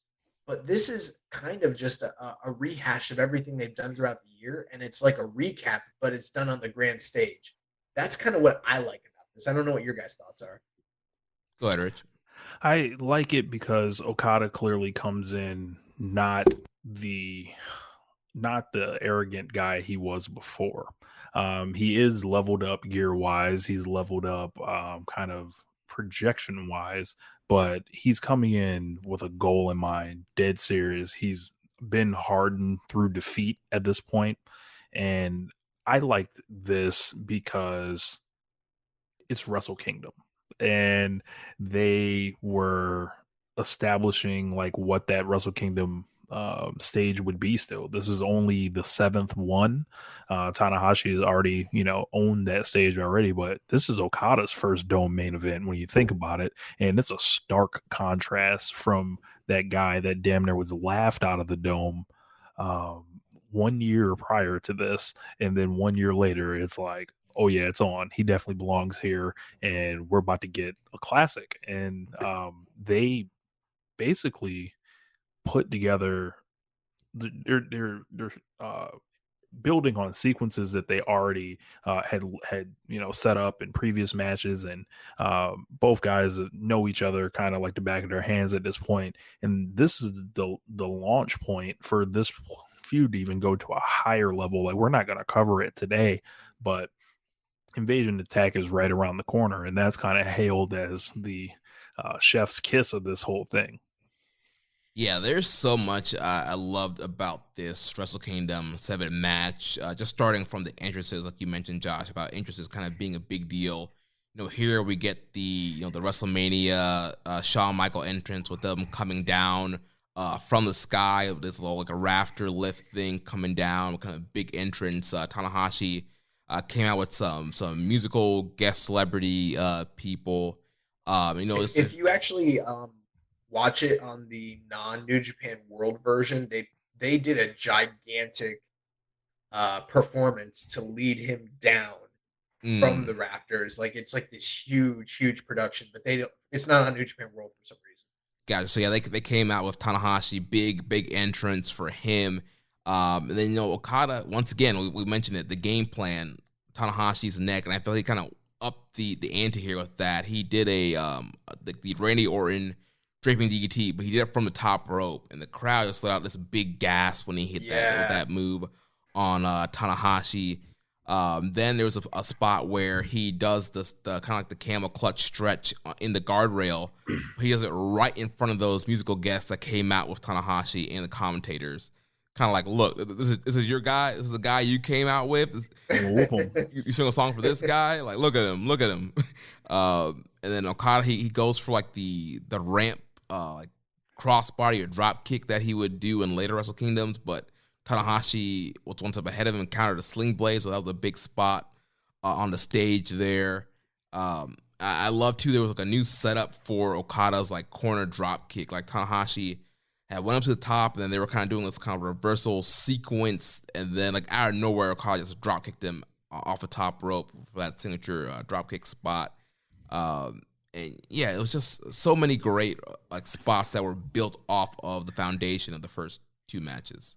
One other thing about this, I'm always looking at gear and the presentation. This is like these are gold boots Okada right here. This is like so back when I would be playing like the WWE 2K games, like 2K15, 16 or whatever, like the creators were a little bit slower than they are nowadays to get everything right. So like if you're, and they were really good, but there were only so many people that were doing Japanese wrestling. The templates they were using were the outfits from Wrestle Kingdom 7, Tanahashi, Okada. Like these, like this was a match that started getting out there. I remember before I ever watched New Japan, I got this match recommended to me from Sierra Reed one time. She was like, check this out, and she was like, it was like match of the year or whatever. So I watched this match years ago, and watched it again today, and it was like, wow, Tanahashi's in phenomenal condition. Okada is just like it's like in Tanahashi's case, he's 44 years old now, 45 years old now. So it's, it's a look back on what the Ace used to look like. But and we love the Ace, but he's seen better days. And I think like I love the pageantry of it. Like those, like the outfits like were great. Tanahashi skipping to the ring. And this is just, this is the match that starts the Dome era for Bushi Road, essentially. Yeah, a few other things too with this match. I mean,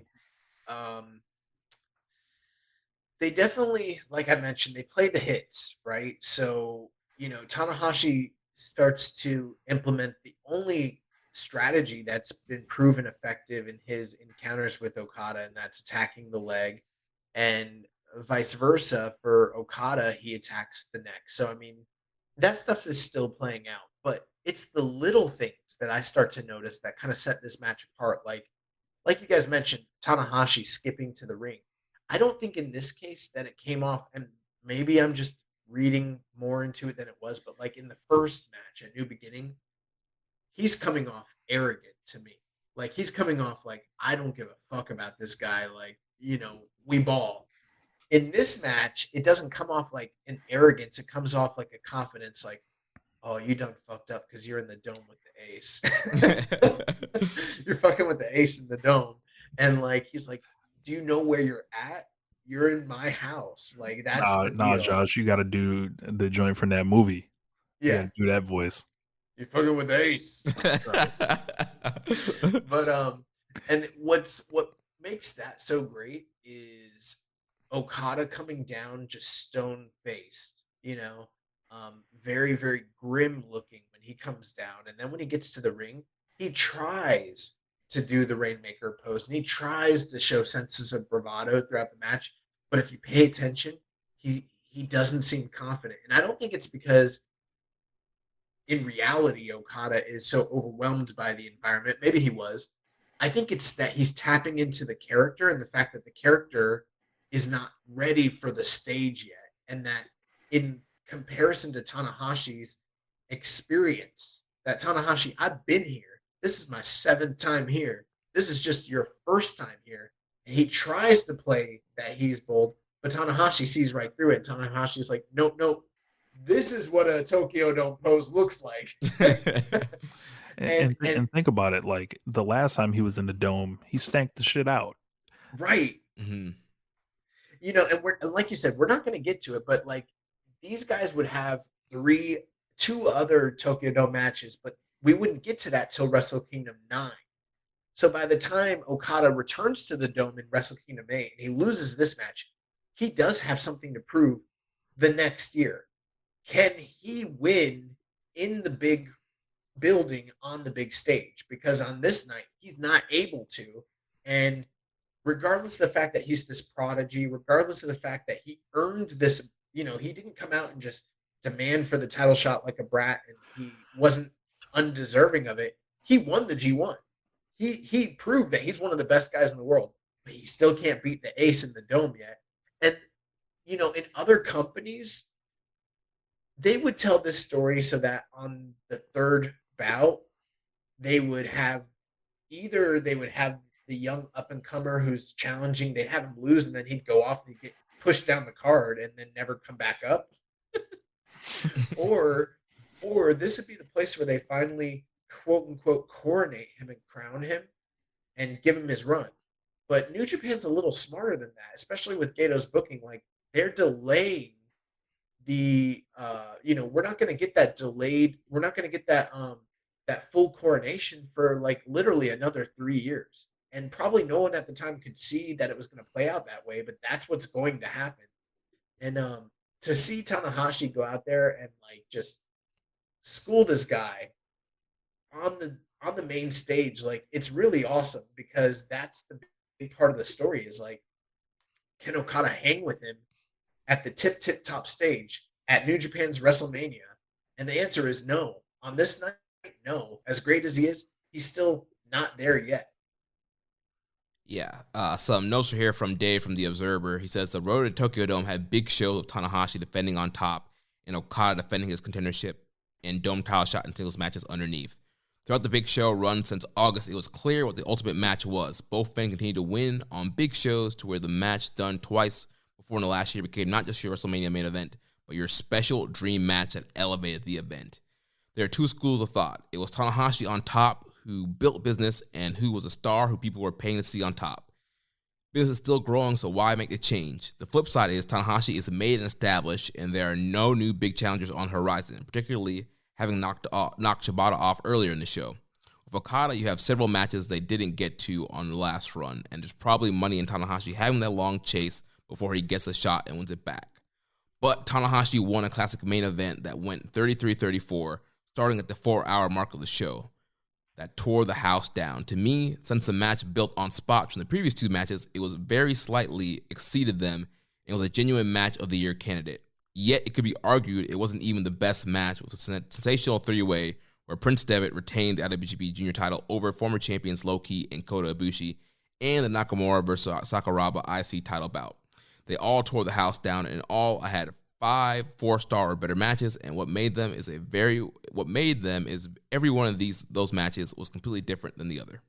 So this was the match that they showed during the inaugural New Japan on Access Television telecast, and it was commentated by Mauro Ranallo and Josh Barnett. And even though I was already watching New Japan, that was kind of the match that when they showed it, I was like, oh fuck, like they're doing some big things here in the States. Like this is going to be a big deal, you know. That was back in 2015. I literally can't find that telecast. I looked everywhere. I looked on XWT Classics. Like I looked everywhere. Like I don't know who we have to call. If we got to call Sean or someone from Access and like have them like drudge up the the archives for us. But I really wish I could find that. But that being said, I do disagree a little bit with Dave in the sense that I don't think that of the series we covered, this is the best of their matches. But I could see you making that argument because of the stage it's on and because of how great the match truly is. I think that this is in some ways comparable to the first match they had. In the first match they had, Okada had the edge because he was unexpectedly shocking Tanahashi, who was unprepared for the match. In this match, it's a little different because Tanahashi has the edge, not just from experience, but also because of his big dome match experience and the atmosphere and the element there. You know, they really don't go into all the crazy reversal spots that you saw in the second match that Rich pointed out that would become hallmark staples of the feud. That is kind of what elevated that match a little bit more for me. It was like the closing sequences are classic Okada Tanahashi sequence, like closing. Here, Tanahashi just avoided the Rainmaker at all costs and just hit him with his big shit and just got this man put away. You know what I mean? Yeah. And I think the match is still awesome, but it didn't. Rewatching it these years later, it didn't quite live up to the way I remembered it when I first, saw it years ago in Japanese, and then, a few years later on Access.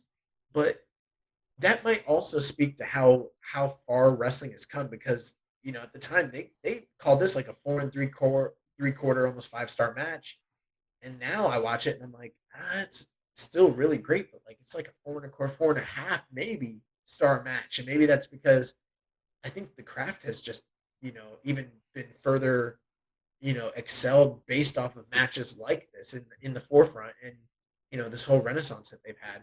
But I love the match. I think that if they never had wrestled again, this would have been an awesome like cap on the feud, and if like let's say in another universe, Okada for some reason went to like WWE or something like that and never came back, because there were rumors of that at the time. Mm-hmm. This would have been a fine conclusion to this portion of their story. Fortunately, it's not, and there's even better matches coming in, even more great matches and narratives that come out of this going into 2013. But it's so interesting to see how it all just like played out, and even reading those statements. Look at how Dave changed his tune from February of 2012 to January of 2013, talking about how this man is made. Going from they shouldn't have done this to, man, they got a lot of stories to tell. Right. So I'm curious where you guys were star ratings wise on all three of these matchups. Well, I can start. Yeah, go ahead. I can 4.25 on the for the Young Lion match. I'd probably go like 3.5, which I think is pretty generous for a Young Lion match like that, especially at 13 minutes. I'd go 4.25 on the New Beginning match. I'm like 4.5 on the second match. I could maybe even go higher, maybe 4.75, but then probably 4.75 actually on that Dominion match. And then I think I'm 4.5 on the Wrestle Kingdom 7 match, which in the past I've always gone higher than that, but with 2022 eyes, I think I'm 4.5 on this. Yeah, I would probably say 3.75 on the Young Lion match. I'll go 4.25 on the New Beginning. I'm going 5 on the Dominion match, because that shit was like that shit, like it was like that small building. It looked like an old school like Japanese building they were in. It looked like if you were to pull up some All Japan or like New Japan in the mid 2000s, it looked like that kind of building, and that environment just set it off for me. And I'll probably stick with you on 4.5 at the Wrestle Kingdom.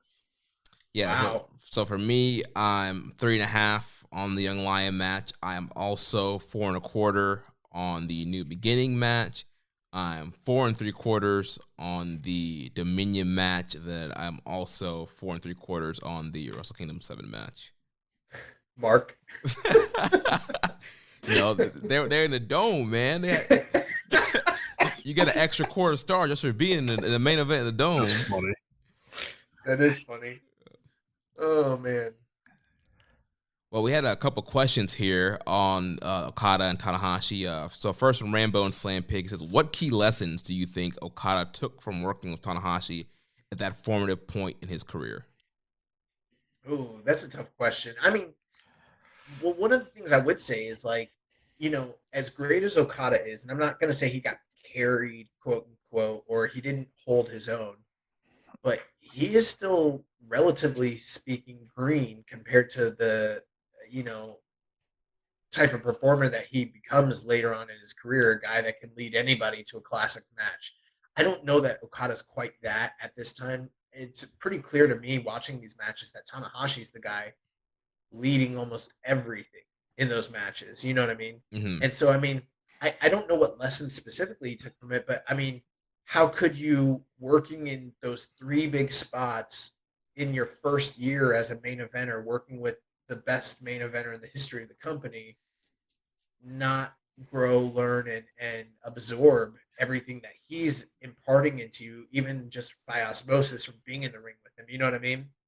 Right. I feel like it was just general studies on top stardom, essentially, and main eventism, and main eventism 101. Correct. And like just I don't know if we'll ever actually see Okada, and this probably leaks into the second question. I don't want to jump too ahead, but it let Okada know somebody was there to make him, so possibly be there to make somebody else. Well, he did that with Omega. Yeah.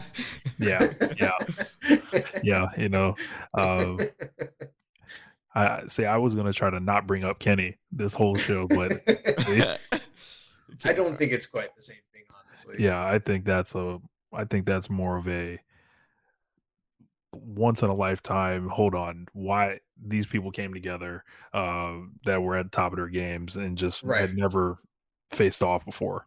Yeah. But yeah, I agree with you guys. I mean, yeah, you're working with Tanahashi. He's the ace. Like, you know, it's kind of like on the job training, and you're working with one of the most experienced people in the field. So I'm sure he learned some kind of placements and where to put stuff, some pacing, some, you know, how do you get the most out of this move? And I'm sure he learned a ton from working with Tanahashi. One other thing too, you know, I know over the years there have been, and it's, you know, I don't think it's a persistent thing. I don't think it's always the narrative, but after a period of time, Okada's on top. People start to get tired of it, and then you start hearing the reoccurring "LOL" Okada wins. You know what I mean? Mm-hmm. And a lot of times, I think that's bad faith. In fact, you know what? I don't think we hear as much of it now that New Japan is not a threat so much to like Western wrestling, specifically WWE. Most of those bad faith actors have turned their attention to AEW and like left New Japan alone. But that used to kind of be the narrative. They're like, oh, New Japan's not good because Okada's always winning. But when you really think about it, how many times over the years have we seen this guy lay down and do the job? Many, many, many times. How many times have we seen him go out there and break his back to get his opponents over, whether they were someone on his level, like a Kenny Omega or Tetsuya Naito, or someone who might be considered inferior, like Bad Luck Fale, for instance, you know, or Yujiro. Well, I would actually, you know what? If we're being honest, I think the feud between Jay White and Okada is the closest thing we've seen out of Okada to imparting something into a younger star from a different generation, and then maybe like Will Ospreay too. Those are probably the two closest things we have to what Tanahashi gave to Okada. But I say all that to say this. In New Japan, there is a culture of giving. There's a culture of people. Shit, not the KG Muto. Not him. I'm talking about modern. But you see, like, these tournaments. You're ruining my point, Rich. You see so many times in these New Japan Cups and in these G1s and different things like that where guys have to lay down to let other guys rise up. And Okada is no exception. I mean, look how many times he's lost to Shingo and, you know, Zack Sabre Jr. and Ibushi and Naito and Omega, and the list goes on and on and on. And I think that he gained a lot of that from experiencing it with Tanahashi and others. You know what I mean? And that's kind of one of the things that does separate New Japan in general is, you know, this sense that all ships rise with the rising tide. And as there is a sense of giving, it's not just all about guys protecting their spot. I'm sure that goes on. I'm sure there's guys that worry about their position, but how many guys really do that? I mean, I've seen almost everybody on that roster lay down for almost everybody else, and that's not something you can say about most companies in the history of wrestling. Right. You know, there are people that will intentionally take themselves out of the main event scene so they don't have to lose to any main event. I don't know who you're talking about, but that's funny. Oh man.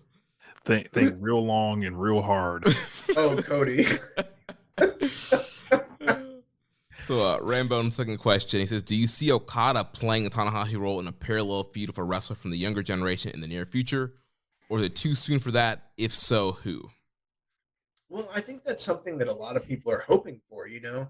They're hoping that a Yuya Uemura or a Shota Umino is going to show up and be able to play out the same way that, you know, Tanahashi and Okada has. Here's my only really...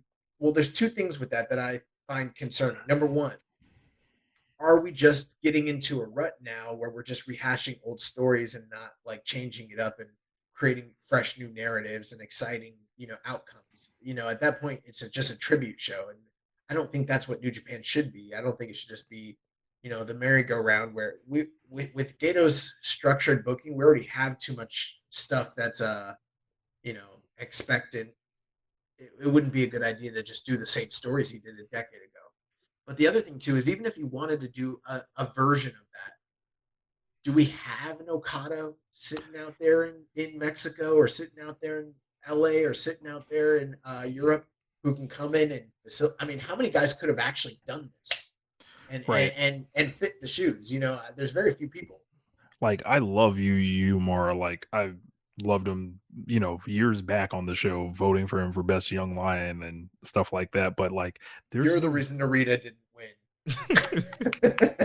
So they like you said, there's no guarantee that like Tanahashi and Okada is a lightning in a bottle rivalry. You can't just push the button and recreate that. I don't care who you have.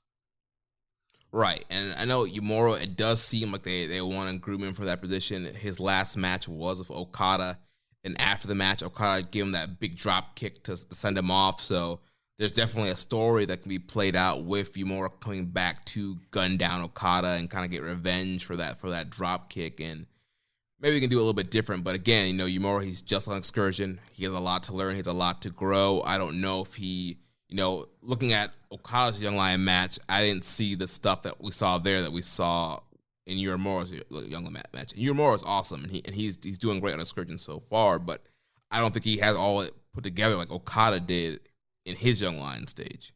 Shame on you, Yumura, for not, being like Kazuchika Okada. Dude, honestly, from what I've seen, I think he might have what it takes to be a future ace, but I would love for him to come in his own way and tell his own story and have his own, path. It doesn't have to be quite this. Although, and keep in mind, I'm not saying Rambo and Slam Pig has called for that, but I think there are fans who are calling. They're like, he should come in and challenge and upset him in the first, title shot, the same way that he did to Tanahashi. And I'm like, no, let's do something else. Let's do something, fresh, new, and exciting. Yeah. Then we have a question here from MJ Does PR. He says, excluding Tana, Naito, and Kenny, who had the best matches with Okada during his legendary title run?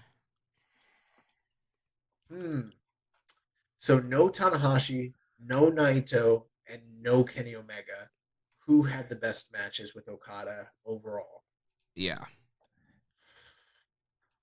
I don't know, man. That's I guess you gotta say Shibata. You gotta say Shibata, but how many times did he really work with Shibata? Once. And it's arguably maybe the best match in the history of New Japan, unless you feel like the Omega matches are better. I do, but Right, but I feel like that match is so good that anyone who says otherwise, I'm not going to fight them. Right. What about Nakamura?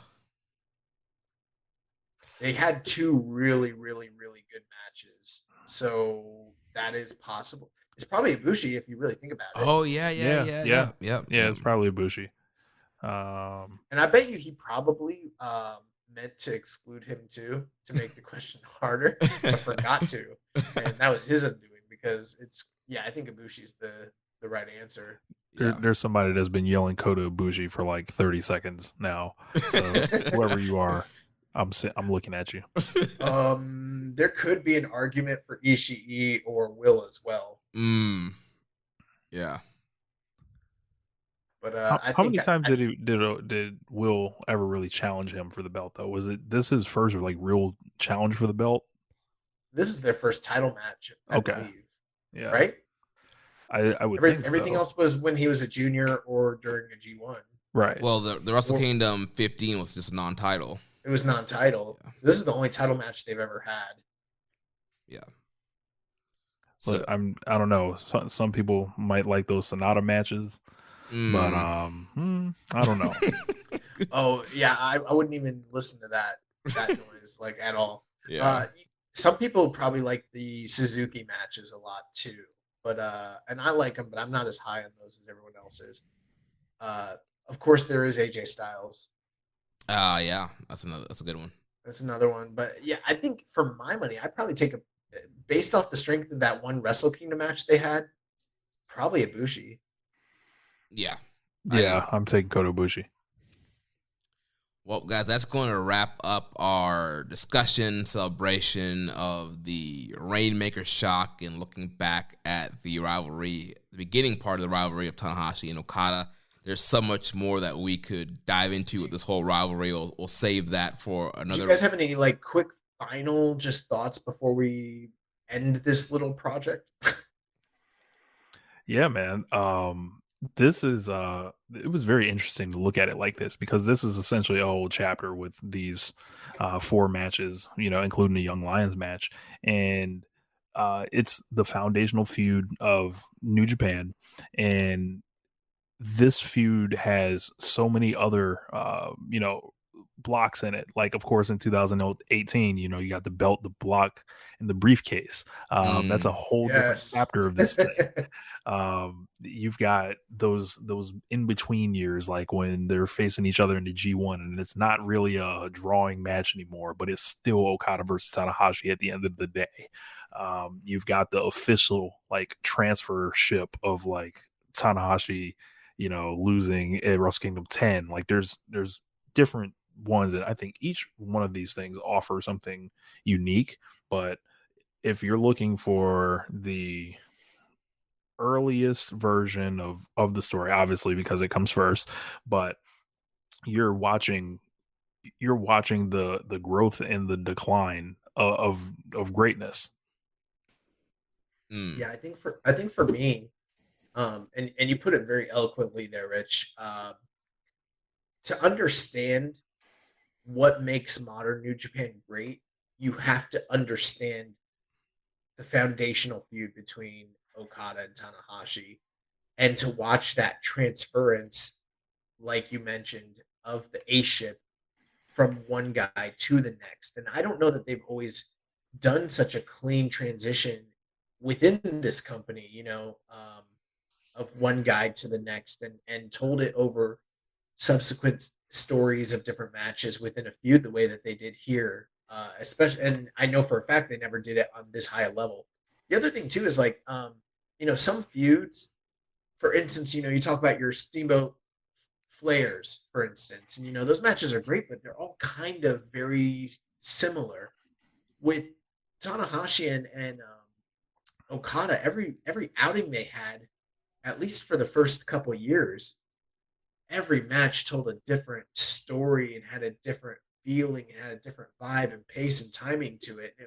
Like until like you can love Wrestle Kingdom 9 and Wrestle Kingdom 10 all you want, everything that follows after it, but to understand how great those matches are, you got to go back and watch this stuff. And when you watch this stuff, you're like, oh my god, now I understand why Okada is such a big deal, and I understand what Tanahashi did and how formative this was. And like, do I think that these are the best matches of their feud? No, not at all. And do I think that these completely stand up to today's wrestling? Maybe not, but they told such a rich story within the context of these four matches that like it made me really grow an appreciation of what they accomplished and what this boom period meant and how it played out from 2012 until the end of like 2020, and how important that Naito title win over Okada really was in the Dome that ushered us into this new era. And I just think that it's really cool to look back, a decade later, how pivotal this title change really, really was, and how much of a like monumental shift it was in the entire foundation of wrestling. And it's still kind of reverberating today. And that we can put our 2 cents on it and kind of contribute that to the space, I guess. Yeah, like wrestling in America is even like changed like drastically because of this, because like there's another place for people to become stars because it gets built up to such a big degree. Yeah, man, it's just so great watching this, and like you said, Josh, I got a greater appreciation just for New Japan storytelling, for Tanahashi, for Okada, yeah, especially Okada, because like you mentioned, I think sometimes his how talented he is gets taken for granted, and people want to come with the LOL Okada wins, and he's always pushed, but you just look back from the very beginning, and it's like, man, like that guy had it all put together from the very beginning, but still got better throughout the years. And just seeing how great he was, at 24 to how great he is now, it's just like crazy, like the once in a lifetime talent that Okada is. All right. Yeah, Well, enough of that shit. Let's it could have easily failed. It could have easily failed with someone that was even 10% less than Okada. Yeah. Oh, absolutely. Yeah. And you know what? The other thing too, we got to tip our hat to Gato and everything that he had when it comes to his hand and his creative process and all this. And it's easy to like look around House of Torture and this and that, merging of the titles, but like, you know, he did kind of give us 10 years of the best wrestling on the planet. So Yeah. you know, we got to kind of He's at least due.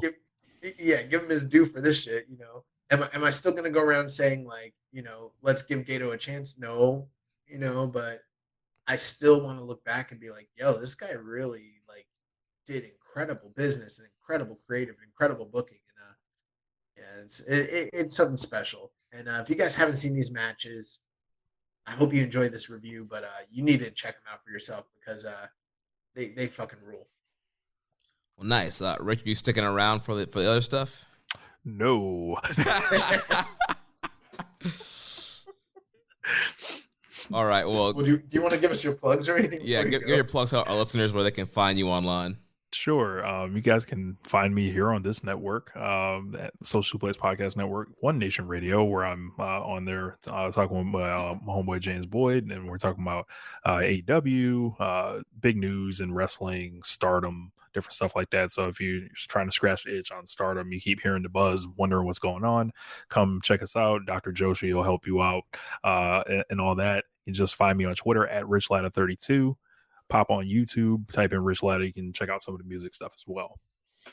Nice. Well, Rich, thanks for coming on. It was great having you on again. And hopefully, you know, New Japan picks up and we can have you on again in the future. Yeah, man. Glad to be here. Always happy to be on Keepin It Strong Style. Thank you, guys. Yeah, if we ever have that AEW New Japan Dome show, then I know all of a sudden we're going to get a call from Rich. Be like, Yes, all right, sir. well, I'm ready to come on now. Ready to break it down. You know. Let's talk about Okada Omega 6 or whatever the fuck it is. All right, y'all. All right. See you, Rich. See ya. Peace. All right. All right, So well, now that we got that riff-raff, ready to have a real discussion about New Japan. yeah, let's talk about New Japan Strong. We had the conclusion of the Nemesis tour this past Saturday. Show opened up. We had Alex Zane defeating Arya Daivari 10 minutes, 7 seconds. This was a rematch from a couple of months ago. Daivari asking the strong officials for a rematch here and getting it, but he failed to defeat the Taco Bell man here in this open contest. You know, it was fine. I think Alex Zane and Arya Daivari are both very good wrestlers. I think they've got a lot to offer. I think that things have changed a bit with New Japan since Alex Zane was last involved with the product. You know, when Alex Zane first broke in, he was initially just involved on those early New Japan of America tours as kind of like just a auxiliary guy that a lot of people didn't know. It wasn't until the GCW viral backyard matches started kind of coming into the public light that people started to realize like, oh, Alex Zane's been wrestling for New Japan for like a year and a half. And by that time, you know, they started, you know, the pandemic started and he was on all those shows that were just in LA in the empty studio. So, I mean, it's not like Alex Zane has had a long history of being showcased in front of live crowds with New Japan. So even though he's got a history, it's kind of a new thing for him. And then, you know, conversely, Arya Daivari, a guy from 205 Live, he's still kind of finding his niche on the indies, you know, separated from WWE and that 205 Live brand. You know, he does the flying carpet. Obviously, they're telling a story here where Arya Daivari wants to change his cheating ways and go straight. Kind of reminds me of the Toriano G1 storyline where he was doing the, you know, the fair play. But Yeah. ultimately, Arya Daivari was almost reverted to his, you know, to his cheating tendencies, thought better of it. That cost him because he hesitated and gave Alex Zane the opening to defeat him. I don't know how I feel about either of these two guys long term with the product.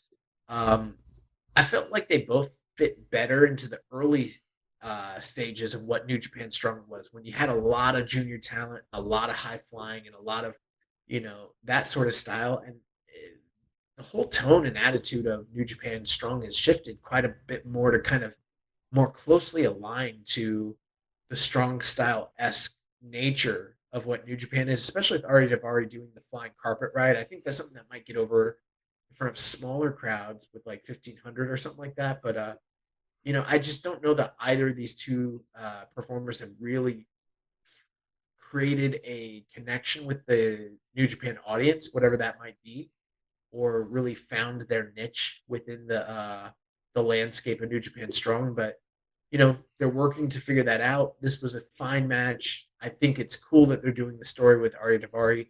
I think it'll be interesting to see how it all plays out long term.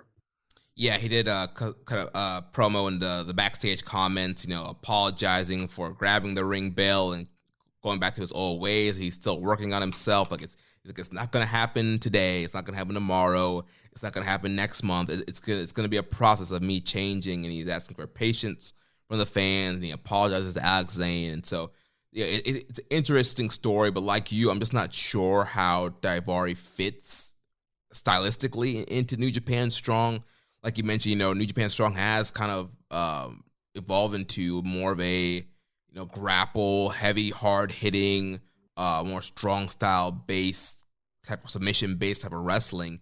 And both these guys are, the cruiserweight kind of high flying style. And obviously there's a junior division in New Japan and that style can fit in, but on Strong, we're not really getting a ton of juniors anymore, really. And that style is not kind of the house style anymore. And I don't know, Daivari, he's a good hand, but I've never really been like impressed with him, even like during like the WWE stuff, Cruiserweight Classic and the 205 stuff. So to me, I guess it's fine to have him, but I'm not that like if he left again, I wouldn't be upset. I think he's much more foundationally sound than Alex Zane is. Yes. Even though they've both been wrestling about the same amount of time, I think he's much more adept at just being a sound pro wrestler. But I do think he needs to show a little bit more than just that if he wants to make it in New Japan.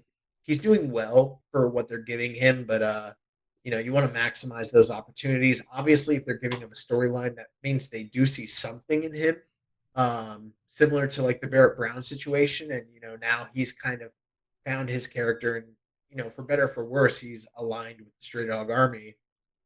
Eventually, I'm sure that this will lead to hopefully something for Ari Daivari, but I think both of these guys got a little bit of work cut out for them. Yeah. So in the second match, we had the final match in the Alex Coughlin Challenge Series. Alex Coughlin defeating J.R. Kratos 9 minutes and 22 seconds. Yeah, so my quick thoughts here. Alex Coughlin comes out, and he just looks fantastic. I mean, just jacked. I'm like, oh my God. I thought my body goals were Cesaro. I told my girlfriend that my body goals were Cesaro. She laughed in my face. It felt really bad. But I've changed my mind. My body goals now are Alex Coughlin. I want to look like this guy. He looks like a Super Saiyan. Like it's insane. Yeah. But I've shredded. What's that? Does he shredded? Yeah, he's huge, vascular. Look at him. He's vascular.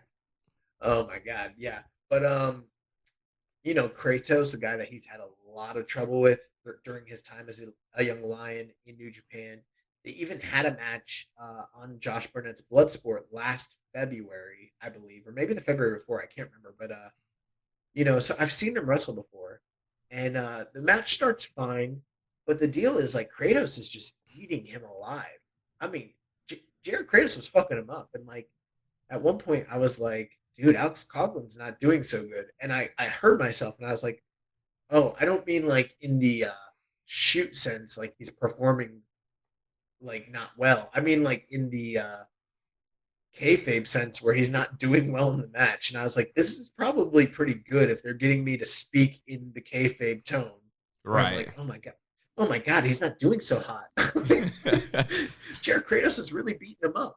But and then like he starts firing up at the end and like starts coming back, and then like suddenly he's got this man in a German, and then I hear the 1, the 2, and then the 3, and Kratos' arm comes up, and like they did it just believably enough to where like Kratos almost kicked out, but like he just didn't quite kick out, and they gave the win to Coughlin, and I was like, holy fuck, did they just have Alex Coughlin win? And like yes, I know it's his final match in his challenge series, and I know he's graduating, but like it is so few and far between that they actually let the young lion win that last match, especially against a big guy like Kratos. I was like, dude, that's fucking awesome. Like, kudos to Alex Coughlin and kudos to Kratos. Like, I thought this was really cool. Even though, I didn't think the match like blew me away or anything. It didn't matter. The story was so great. Yeah, and they set the foundation for that story, in previous tours when these guys were in multi-man matches and Coughlin would try to power him up and try and slam him down, and J.R. Chris would always kind of fight back, and the crowd was really great for this match. They were really behind Coughlin and were totally against J.R. Kratos, and anytime Coughlin got the upper hand, the crowd was behind him, and just that key spot, the first spot where Kratos hits the big splash, but then Coughlin catches him and lifts him up like he's getting ready to do a belly to belly, and the crowd's like, oh, but then Kratos, broke out of it, and so pretty much, then the next big spot was the gut wrench. He does the deadlift gut wrench to Kratos, and the crowd loses their mind, and then like you mentioned, towards the end there, he hits the deadlift German and gets the win, huge victory. So yeah, big moment for Alex Coughlin. He is officially graduated. He popped up at Rev Pro this weekend in his new gear. He's going to be doing some Rev Pro and UK dates throughout throughout this month. I think even in the beginning of March. So he's hitting the ground running.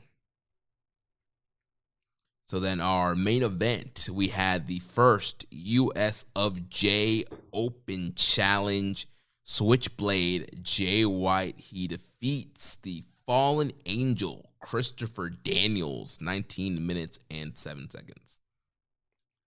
Well, right now, because Jay White is not in Japan and because he's just kind of existing between New Japan Strong and Impact, it sort of feels like earlier, Rich kind of made a joke and he alluded to Cody, and kind of alluded to how Cody sort of, he didn't say these words, but I've spoken about it many times. Cody exists in the quote-unquote Codyverse for you AEW fans, you know what I mean? Yeah.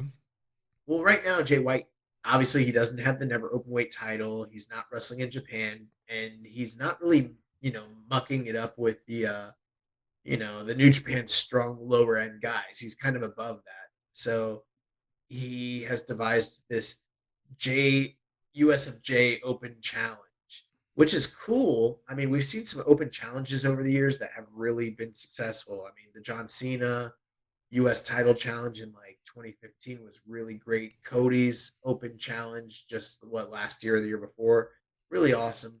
But Jay's kind of done that, and the idea of it on paper is awesome, and in fact, in practicality, it's good too because you're bringing in outsiders, top guys, to draw these big shows for New Japan Strong and to kind of keep Jay White busy until he's ready to go back to Japan. So I like all of that. That being said, it does kind of feel like he's existing in this own little Jay universe, He's not participating outside of Impact in any other really independent capacity. We're not seeing him pop up in AAW or PWG or, any of the other GCW. He didn't show up at Hammerstein Ballroom or anything like that. You know what I mean? Mm-hmm. Which those are all things that I don't know. I feel like maybe on the one hand they could be seen as being below him, but on the other hand, maybe it could really create some cool intersectional buzz if he was doing stuff like that. But he's not. He's just kind of having these matches, and in this case, part of the story was that he was giving a young up and comer Christopher Daniels a shot at him. Obviously, Christopher Daniels, a longtime veteran, over 20 years in the business, probably towards the tail end of his career, and a contracted guy with AEW. And it seems like they're trying to build a little buzz off the New Japan AEW working relationship. But I feel like this gimmick is leaving me a little lacking. I would be fine with it if it was combined with other interesting things. And yes, he is working Impact, Jay is. And yeah, I think he's got some things coming up with the next pay-per-view, but I would like to see Jay maybe showing up on Dark or showing up on Dynamite or Rampage or one of these, just something. Just something. I don't know what it is, but I'm not really content for him to just do the one Strong taping and then no Japan and then nothing else really except for like a inconsequential Impact stuff. And it kind of makes the essence of the match feel kind of lacking to me. I don't know. Yeah, it definitely feels. I definitely get that. It does feel like he's kind of in his own little world. He doesn't really interact with many of the other people on Strong, and Right. with his star power, you would think, all right, why isn't he challenging Filthy Tom Lawler? Like, why isn't he going for the Strong title if he's going to be on Strong? He would have to beat him. Right. And I guess they don't want to do that right now. But yeah, I think he would definitely capitalize on doing something else, especially AEW and this whole USOJ Open Challenge. It seems like it's mainly going to be AEW talent. So we had Daniels here.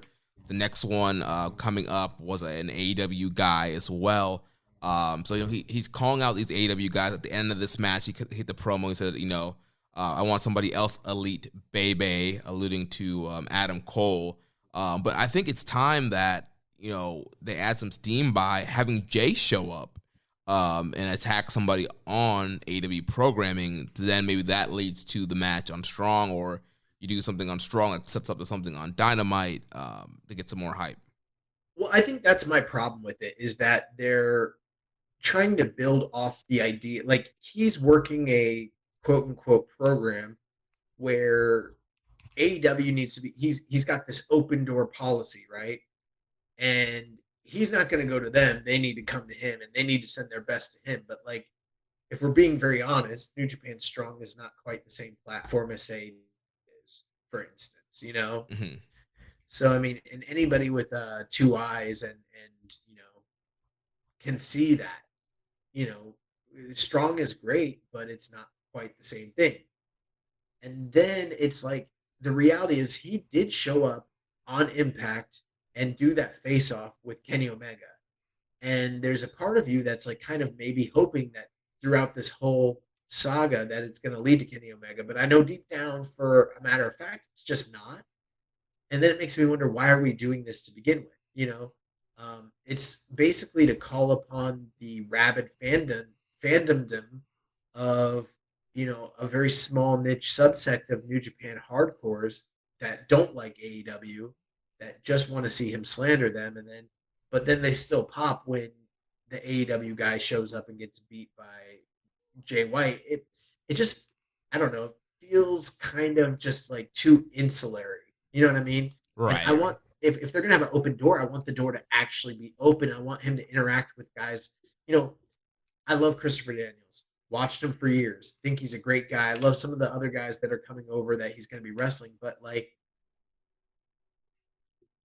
Jay White's a big star, man. I want to see him wrestle another big star from that company. I want to see him wrestle like an Adam Cole or an Orange Cassidy or a Chris Jericho or somebody, not Christopher Daniels, a guy that hasn't been on the program for months and months and months. And, at this point, people probably think is semi-retired, Right. It kind of feels like AEW is big leaguing him in a way. It's like, yeah, and he's pretending like he's big leaguing them, but it's very apparent that he's not. Anyone with the 2 eyes can see that. Right. Yeah. It's like, all right, TK's like, oh, you want to do your little thing over there? Sure. Yeah. I'll send you Daniels, and I'll send you some other mid-card guys, but we're not going to acknowledge you on our TV, or we're not going to send you a main eventer.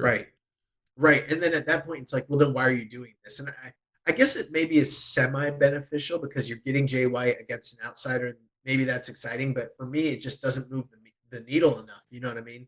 Like, if they send Kip Sabian or Brian Cage, well, I guess if they send Brian Cage, it'd be cool. But, like, if they send Kip Sabian, I'm not going to be that stoked about it. You know what I mean? Right. Or send, Peter Avalon, something like that, Yeah. Now, getting to the match, this was one where, I got to be honest with you, I wasn't that into it. Maybe some of my earlier thoughts kind of add to that. I also think that the production, I feel like they even lowered the lights a little bit more for this match, which I don't think was maybe necessary. I could be wrong on that, but it just felt so dark and dingy. And the crowd was kind of into it, but there was a lot of downtime where the crowd was quiet. And that might have something to do with the cerebral wrestling style of Jay White. And then the other thing too is, like, I think Christopher Daniels looked beat down. Now he did a lot of great stuff. He went for the best moonsault ever. He did dives. I mean, he clearly is still extremely talented. I mean, he always will be. He's Christopher Daniels, for crying out loud. But he just didn't move like Christopher Daniels did even a year ago. And it made me kind of feel down to watch Christopher Daniels at this stage, maybe not able to go at that level anymore. And I felt like there was some miscommunication, some botchiness, and I guess it was a fine defense, or a fine like main event. But I don't know if it needed to go 19 minutes. That just felt for them maybe too long. And at the end of it, they started to I guess turn up, because you started to get a couple chants and this is awesome. And right then and there, Jay White hit the Blade Runner, shut those fans up, which was funny. But I don't know. I was more down on this match than I thought I was gonna be. Probably like only, I don't know, 3.5 maybe. Yeah. I don't know if I'd go back and rewatch this. Yeah, I mean, I like the match, and with Daniels, to me, I feel like this is the best that he's looked in a long time. I feel like the last time he was on AEW TV and tagging with Kazarian, he just looked really broke down. And it kind of felt like Kazarian was kind of really lifting the load of that tag team. But I thought he looked, pretty good for his age and the miles on his body. Like you mentioned, he was doing BMEs and the dives and the Angel's Wings and all his signature spots. Maybe they weren't as crisp as 04, 05, X-Division champ Daniels, but I thought he looked pretty good for his current stage. And it wasn't the best strong main event, but I thought it was pretty good. And I popped for somebody in the crowd was playing the role of Gato, and they were like, Kiwi J, Kiwi Crusher. Jay's like, oh, you want the Kiwi Crusher? And he does another move for like Heat, but then eventually does do the Kiwi Crusher, so that was hilarious. Kiwi J. So yeah, fine main event here. It's definitely it's not a recommended. I'm not gonna say go out of your way to watch it. If you're a huge Daniels fan, it might be cool to check out. But a fine start here to the open challenge. Daniels cut a promo too, and he's like, "I was just in this ring like 2 years ago," and I was like, "Wait, was he?" And I was like, "Oh wait, fuck, SCU was like on those like LA shows." Yeah, I forgot about that. I've been thinking like this man hasn't been in the ring, like in a New Japan ring, since the days of Curry Man, like in 02. I was like, oh my god. Yeah, I guess he was. I guess SCU was mucking it up just a couple years ago on Access. Yeah. Oh man, but with that all being said, I've heard really good things about the most recent Jay White match on Strong, so we'll wait and see how that plays out in the next tour. Right, and then based on who the next one is coming up on the 17th for the Rivals taping, that one should be pretty good as well. One last thing before you answer a question here.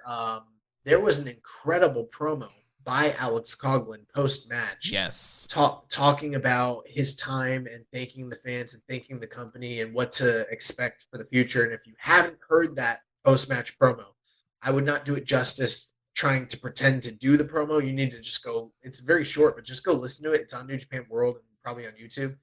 Incredible stuff. Yeah, it's on Twitter too. Obari, he retweeted it out. So, bro, Jeremy, I'm telling you, I'm a Coughlin guy. I'm not a Connors guy. I'm not a Fred. I thought I was those two guys, but I'm not. Like, fuck all that noise. I'm Coughlin. Team Coughlin all the way. You remember when Pokemon Go first came out? What, there was like Team Mystic and Team whatever the fuck. Yeah, like the yellow, whatever the red, yellow, and the blue. Yeah. Yeah, well, I'm Team Coughlin. I'm gonna make myself like a Pokemon Go like logo and put that shit on the back of my car so everyone knows Team Coughlin. So we had a question from the JM. But only when it comes to white young lions, not that doesn't override my love for Narita or Nomura or Suji. The JML asks, who do y'all think will beat Filthy Tom for the Strong title? He says, sorry, Filthy.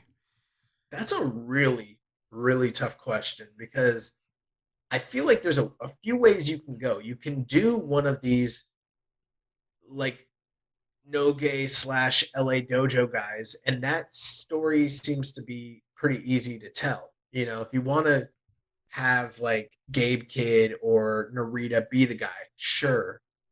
But I don't know that they're necessarily ready to be like the placeholder and the guy that carries the strap for the Strong brand. And then you look around and you're like, well, who is it?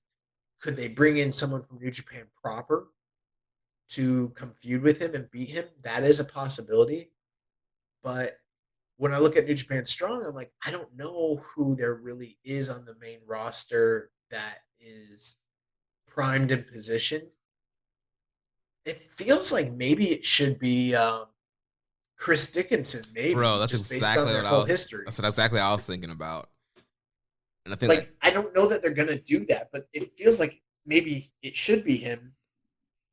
Obviously, we're big fans. My one big question is just, does he have enough, um, like, attachment to the fandom to draw when they're doing these tours with these one night, TV tapings? Are people going to come out to see Dirty Daddy like that?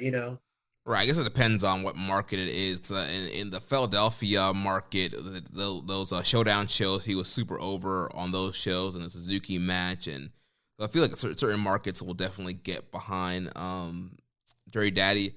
I feel the title change could come during the WrestleCon tapings, WrestleMania weekend.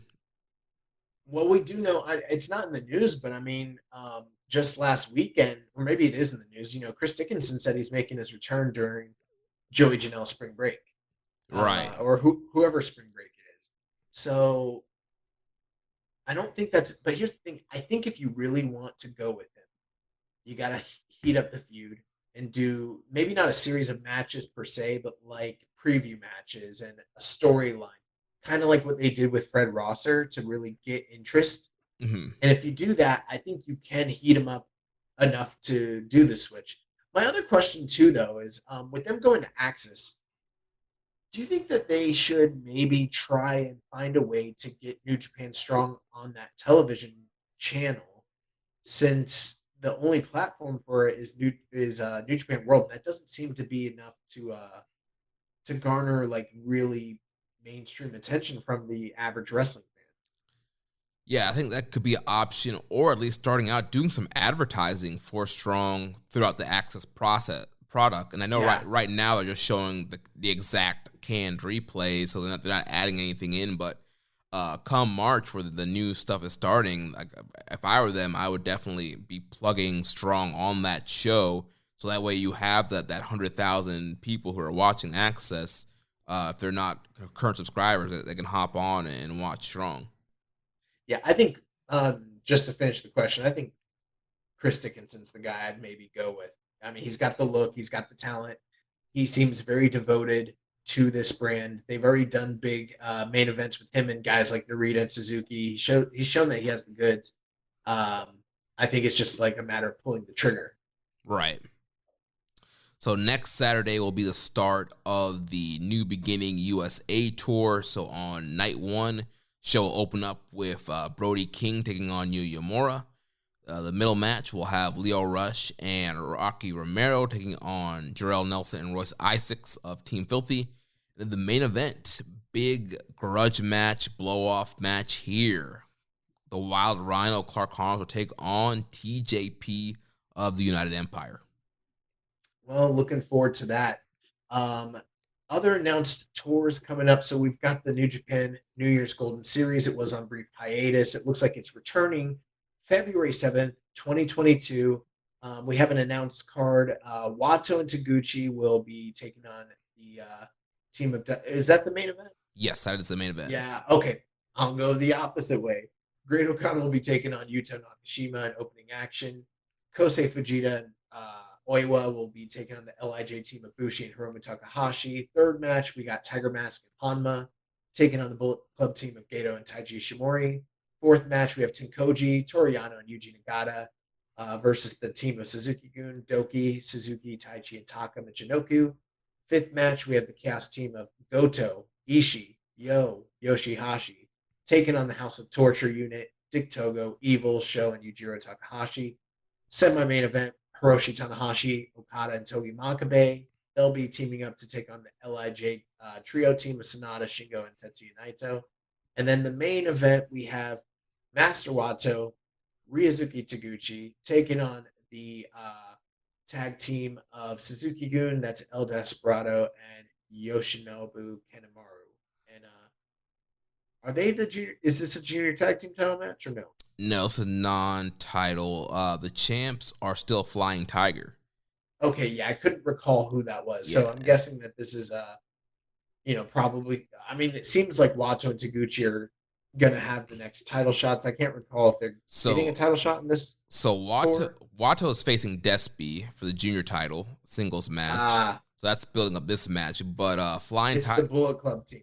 Yeah, Flying Tiger's defending against Bullet Club's cutest tag team. But I mean, if Wato and Taguchi win here, and then Wato might put them in line. Right, if Wato fails to beat Despy, which I'm assuming he is going to, then team 6 and 9 here could face the winner of Flying Tiger and Bullet Club. So here's the deal. I made a mistake. The other week I said that they were called Team 6 and 9 because Taguchi kept calling them Team 6 and 9, but that's not the name of their team. He was doing that as a playoff of being the 69 junior tag team champions.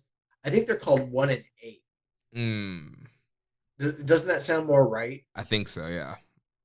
Or whatever numbers they are, they're not 6 and 9. But he's now like so fixated on 69 that he's calling them 6 and 9. And Wato keeps like trying to be like, no, dude, that's not our numbers. And he's like, all right, 6. Whatever you say, 6. So another tour announcement. So New Japan announced in celebration of the promotion's 50th anniversary, they made the return of the Hyper Battle Tour. So the New Japan Hyper Battle Tour 2022 will be a 4-show tour taking place from Sunday, April 3rd to Saturday, April 9th. It's the first time this tour has been held in 18 years.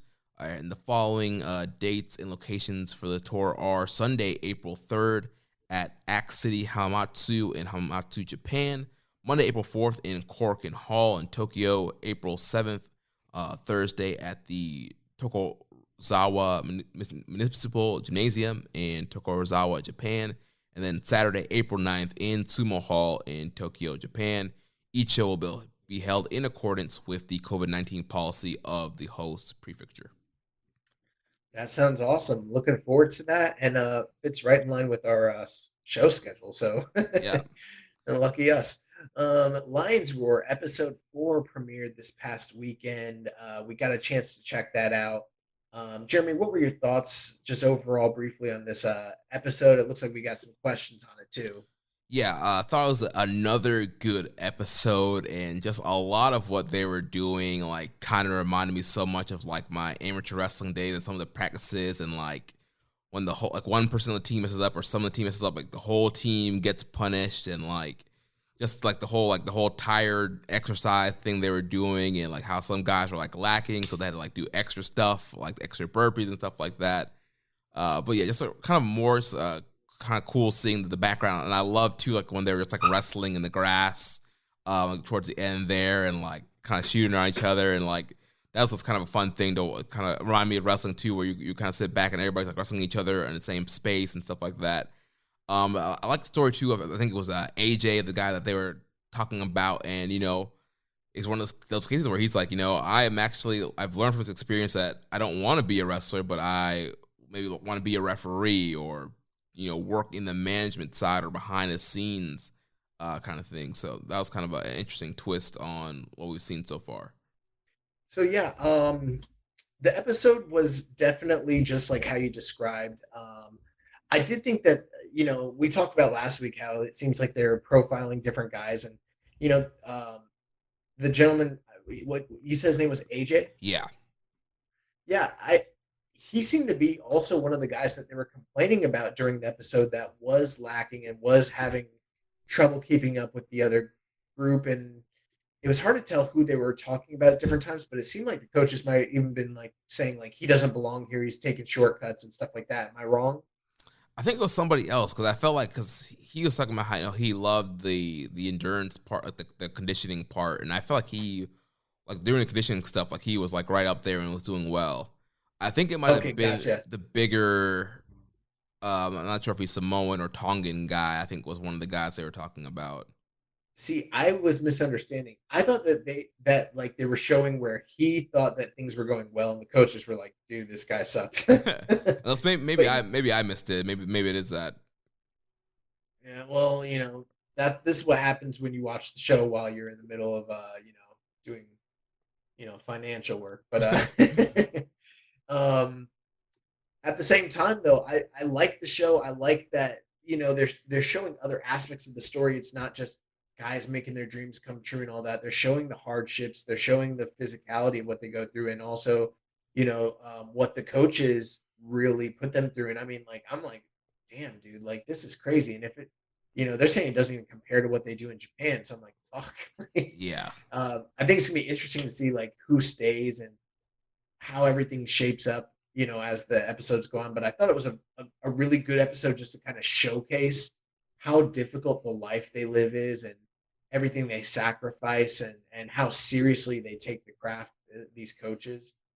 One other thing too, before we answer some questions, I read an interview that Yuto Nakashima gave, and I read some excerpts from it, but it sounds like he actually went to the Fale Dojo and spent time there, and then went to the Noge Dojo. So, it seems like there might be more of a. Obviously, there's definitely a relationship between the two dojos, and they are endorsed by New Japan, of course.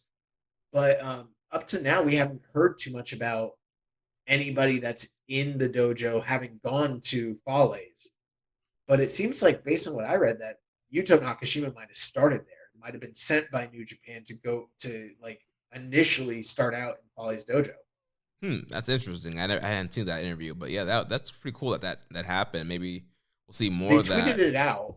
His assistant coach, I forget the gentleman's name, but they have a Fale Dojo like Twitter now, and they tweeted it out. You can look for it yourself. Maybe I'm a little inaccurate with some of the information. I don't know if he was there before he was in the Noge Dojo or like interim, like he went there for a period and then came back. I don't know. Yeah.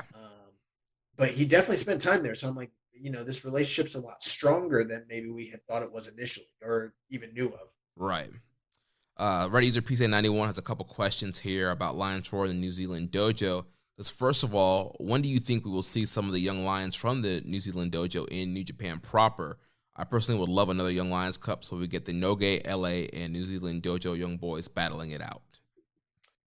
Well, right now they've only got the three guys. I would love to see, some other New Zealand Dojo guys show up. I think obviously when the restrictions are lifted, that would make things more possible if it ever happens. But I wouldn't be opposed to hypothetically New Zealand dojo guys getting work in the local area and then finding a way to put that on New Japan World so we can see it for ourselves.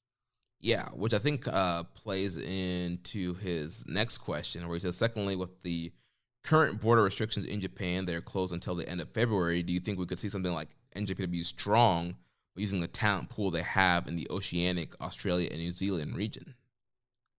Well, I think that was something I discussed last week, where I think they definitely could do something like that in the future, and maybe even potentially now. I mean, I don't know what your thoughts were on that, Jeremy. Yeah, I mean that would be cool. It would be following kind of the Triple H NXT model, where you would have your performance centers in different countries, and then you would do NXT shows in each country. And we saw that they try to do that with like NXT UK, and they fail to do it other places. But they could do that. We have Strong here in the US, so they could create a version of Strong for that region, using some of the independent wrestlers in the town in that area that they trust, and then mixing in the young lions, and of course you have Robbie Eagles in that area, and then the Fale and the Tongan guys. Like, I think that could be an interesting product if they had the expenses and the talent to do it. Yeah, I mean they've had working relationships in the past with like MCW. And I mean, there's other places too. I think Border City is another spot, and Empire Wrestling. Mikey Nichols is still out there. PWA Black Label, that's another spot that Eagles likes to frequent. There's another major one. I can't remember what it is. So, I mean, yeah, I mean, I would love if somehow they could, get these Fale Dojo Lions experience and then give exposure and maybe even do some sort of showcase or some sort of show. I don't know if they should go the full New Japan Strong on it, but I mean, whatever's best for business, one way or the other. Right. I mean, if they did this kind of like the Lions Break and Lions Gate, like kind of periodically. Oh, that would be cool. Like a Australia or New Zealand Lions Break project. Yeah. That would be a really cool idea. Yeah, that'd be dope. Also, I want to figure out this is the second time I've seen Chunko. They were teaching them how to make Chunko. Yeah. And they did the same thing in the LA dojo, and I'm like, fuck, if I want to get big like a lion. Yeah, man. I need to eat like a lion. I need to eat some Chunko, dog. Like, you get the recipe, man. Yeah. So let's move on to the news here. Some just quick items here. Chase Owens announced that his contract with New Japan has expired at the end of January. But I believe it's the same kind of gimmick he did last year, and then a few days later announced that he did re-sign a new contract. So we're waiting to see if he re-signs again or if he's actually done. But I don't know. Yeah, I don't know what to think about that. I'd be surprised if he is done. I would too. The V4 IWGP Heavyweight Premium Replica title is available on the Tokon Shop Global. So if you're a belt mark, you can check that out. Here's the interesting thing with that. It's like almost $3,000, right? And it's updated. It's got updated side plates, and it's the V4 belt. It's not the current world title. It's the beloved V4 belt. But here's the deal. The original V4 belt was designed by Dave Millican, and then they never did they were never able to get an official replica through Dave Millican to represent the title. So there's been a bunch of bootlegs from different belt makers all throughout the years, and they've all been inaccurate until recently. Remember when they switched the title in New York when they gave the new quote unquote title to Okada? Yeah. Well, that wasn't a Millican belt. That was a replica that was re-leathered by Dave Millican, but the plates were from a replica. And that's actually the design. So a bunch of the bootlegs that had been inaccurate became accurate because they became accurate based off the updated version of the title that they gave to Okada in New York. And that's what this replica, this premium quote-unquote replica is. It's a one-for-one copy of the same design and style and version that Okada carried, even the one that he's been carrying around as recently as like Wrestle Kingdom. And so it actually is a good value for what you're getting because you're getting a one-for-one copy basically of the most recent version of the title, although it's not the same one that Dave Millican originally designed. I say all that to say this. They're also selling an IWGP Intercontinental replica for about $2,800 as well. That is a ripoff. Do not buy that belt. And let me tell you why. Because the original belt was also a Millican, I believe, but it was also like Naito broke it. And when they replaced it, they went and they bought a replica off of like eBay for $400. What you're buying when you buy that the replica that you have now is a one-for-one copy of a $400 replica, but you're paying $2,800 for it because New Japan endorsed it. You can get it offline for $400. Do not buy it. And trust me when I'm not a belt mark, but like I read an article about this today, and I've looked into this. Like that belt, if you look at the amount of detail and layering that's involved in the IWGP heavyweight belt and compare it to the Intercontinental belt. The Intercontinental belt is like, yes, it's heavy, but it's flat. It's just one flat, thing. It's not a $3,000 belt. Do not pay you can get the same thing for $400. I guarantee you it's out there. Save your money, kids. Yes. Another news, longtime ring announcer, Kimihiko Ozaki is leaving New Japan. I believe there's going to be a special on New Japan World for him, so you can check that out. Well, I knew those poly attacks were going to take their toll and eventually, result in, Zaki's exit. It paid off. Filthy Tom Lawler is doing one of the online meet and greets. That's coming February 16th. This week for access to classic match will be Ibushi versus Tanahashi from the G1 Climax Finals from 2018. So you can check that out. In my opinion, like one of the greatest New Japan matches ever, period. I put it up there with Okada Omega and Okada Shibata. Yeah, the match is incredible. Yeah, if you've never seen it, it's like the pin. I think it might be the best G1 final. I like it better than the Okada Naito finals. Then last thing here, Rev Pro High Stakes was this weekend. There was a lot of New Japan involvement. We had Alex Coughlin, like I mentioned earlier, showing up, making a surprise. He defeated Lord Gideon Gray 1 minute and 43 seconds. We had Chota Umino defeating Yota Tsuji 16 minutes 30 seconds. Gabriel Kidd was on the show. He defeated Francisco Akira 14 minutes and 45 seconds. The Rev Pro Tag Title match, the United Empire's Aussie Open, failed to win the titles from the Sunshine Machine team of Chuck Mambo and TK Cooper. And then in the main event, Will Ospreay successfully defended the undisputed British heavyweight title against Michael Oku, 41 minutes and 10 seconds. And it does seem like there is a new version of the Rev Pro undisputed British title, which signifies the unification of the two belts that Ospreay had. And that's going to be up on Rev Pro streaming service, I believe, any second now. So you can check that out. Heard really great things about Ospreay Oku. Definitely want to check that out.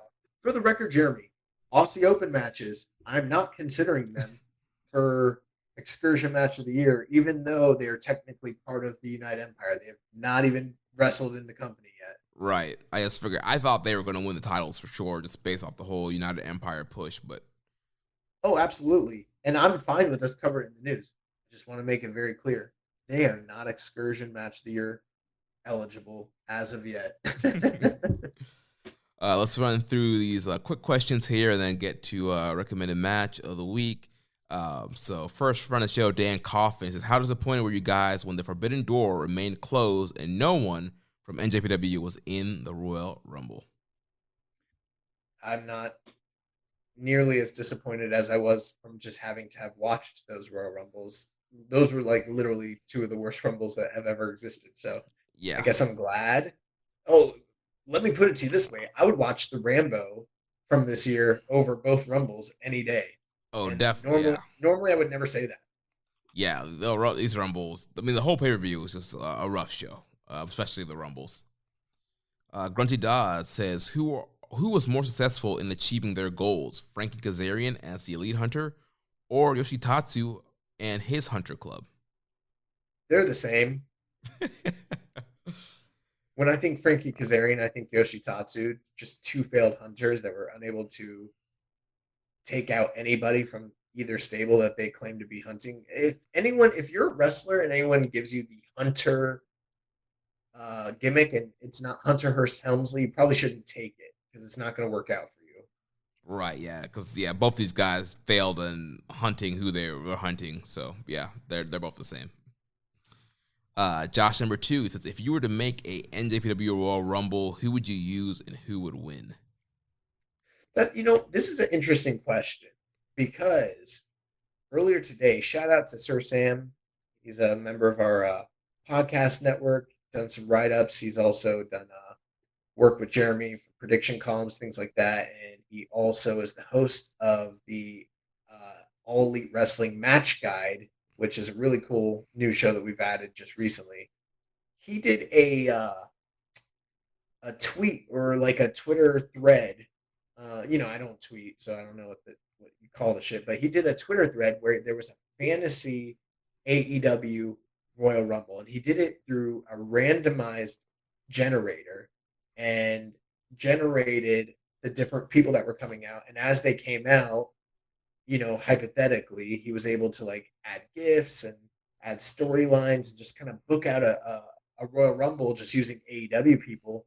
And I started reading it, and I was like, damn, why didn't we think of this? This is an incredible idea. And like, all the characters are so fully fleshed. Like, it just like was awesome, and people really gravitated to it. Like, blew up on Twitter, and like now it's on Reddit. And it's funny Josh too asked this question, because I'm like, damn, we should have done the same thing, but with New Japan. Right. You know? But yeah, I mean, I would love to. I don't know. I don't want to steal Sir Sam's gimmick. Maybe we should get together with him and like, Do I something. don't know, do the shit. I don't know. Yeah, But, I think it's more something to flush out than a quick question here. We don't have time to dive into it because, I mean, there's a lot you could do, I feel like, with a New Japan Royal Rumble. The one thing I will say, though, to answer the question very briefly, most Rambos or Rumbles that have occurred in New Japan usually don't include top stars for whatever reason. It would be really different and cool and interesting if they did a full-fledged, like elimination style Rumble Battle Royal match, but involving top guys like Tanahashi and Jay White and Ospreay and Naito and Shingo and Okada. That'd be like they've never done anything like that. It would be really cool. Yeah. Next question here from Just a Little Bear 01, kind of out in left field. One, do you still consider Mikey Nichols with the company? He feels like the one dude from pre-pandemic that has not done anything with them since. I know Australia has some pretty strict pandemic precautions, but Robbie Eagles seems to have made it work. I mean, no, I don't consider him to be with the company because he hasn't worked with them since like 2019. But who knows? Maybe he is. We don't know. Yeah, I know there's talks of like the Mighty O'Neil coming back together with him and Jonah and Shane Haste, and they're using Jonah on Strong, and so maybe down the line, maybe there will be a TMDK reunion. But as of right now, yeah, I don't think he's really with the company. I don't consider Mikey Nichols with the company the same way I don't consider, like, say, Amazing Red with the company right now. Right. Last set of questions here from Hawaiian Punch BV. Says, has the politicking between NJPW and AJPW already started? A young lion on excursion beat AJPW's former junior heavyweight champion at the Rev Pro show. It does sound like an excursion match of the year candidate. Well, let's be very clear. Gabe Kidd is not a young lion any longer, so there is that part of it. And Akira Francesco, is he still with All Japan? I thought he wasn't. I don't think he is. I don't know what the deal is because I don't follow All Japan. I know he was their world junior heavyweight champion not too long ago. Mm-hmm. Maybe this is some sort of like All Japan New Japan match, but I don't think it is right now. I don't know where he's working, but it wasn't like a young lion came in and beat him. I mean, Gabe Kidd is a graduated guy that's getting a push, so. I did hear good things about that match though, and I do want to check it out. Yeah. And his second question: do you think this weekend is going to be Keith Thurman's last ticket to a big fight, or confirm that he's done? He does have trouble against 140 pounders. I don't know if I'd agree with that. He beat Danny Garcia pretty handedly, but maybe there's something to that. Keith Thurman, he's a Clearwater guy. I like him a lot. I've always thought that Keith Thurman was a very, very good fighter and not a great fighter. I do think he beat Manny Pacquiao in that fight on points. I don't care. I mean, you couldn't convince me otherwise, but at the same time, he might still have a run left in him. I don't see why not. I don't think his skills have degraded that far, but I think it just depends on what he shows this weekend. I mean, nothing much more to add there. I do think that losing to Pacquiao like that on the big stage probably was a big professional setback. But he's still making money. He's still out there beating people up. So nice. Well, last thing here, recommended match of the week. Last week you recommended Inoki Fujinami and Tiger Mask versus Abdullah the Butcher, Babyface, and Dynamite Kid from the Golden Series, January 8th, 1982, and young boy, I tried my hardest to watch this match, but I tried on my phone, I tried on my computer. the video just kept freezing. At points it would play with no audio when it did play, and it kept freezing and pausing, so I was not able to watch this match in its completion. Yeah. That's weird. Archive.org always works for me. I don't know. Yeah, maybe it was just that certain day, but I tried yesterday, I tried today, and it was giving me a hard time. Oh, man. Dang. All right, well, I mean, what can you do? You know, I get to see this awesome match and you don't, so whatever. So I'll try it again down the line, but what did you like about this matchup? I mean, what I love about this match is just it's this gigantic smorgasbord of guys that probably don't belong in a in a New Japan ring together. Like, you got Abdullah the Butcher, who like loves to go around forking people in the head and is this gigantic monster. You got Babyface, who is, this one of the early high flying pioneers of probably Lucha Rezu, and big representative of Lucha Libre, flying all over the place using his cheating tactics. And then Dynamite Kid, who's just like a dick, and has that very hard-nosed, rough, rugged, stiff style. And he's in the middle of his feud with Tiger Mask, and then he's also feuded with Fujinami in the past. And all three of those guys are top workers in the world at the time. Babyface isn't that far off. Fujinami is like probably the top heavyweight in all of Japan in terms of skill in 1982. I mean, and then Tiger Mask is dazzling and fast and revolutionary, and mixing the shoot kicks and all that. And then Inoki's there, and Inoki's the biggest star in the country. And all of that, like, normally, like, for instance, if this is a WWF match or whatever, you'd probably just see Abdullah interact with Inoki, and then like Fujinami interact with like Babyface. But it wasn't like that here. You saw all these guys interact with one another, and the match is wild. Like, it's only 13 minutes, and it's just nonstop action, boom, boom, boom, boom, boom.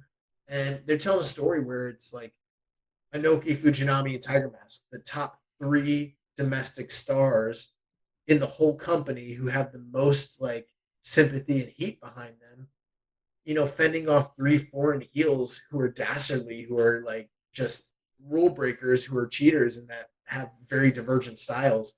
And the thing that really sets the match off is Abdullah the Butcher getting heat on Tiger Mask on the outside, and he just brutalizes Tiger Mask, and the crowd loses their shit. And Inoki doesn't have to do much in the match. He just kind of fires up on the outside and comes in and beats people's ass. And the match is awesome. Like, it's not a classically great match. I mean, I wouldn't go like 4 stars, probably like only 3.5, but it's 13 minutes of nonstop crazy action. Like, it's highly underrated, great gem of a match.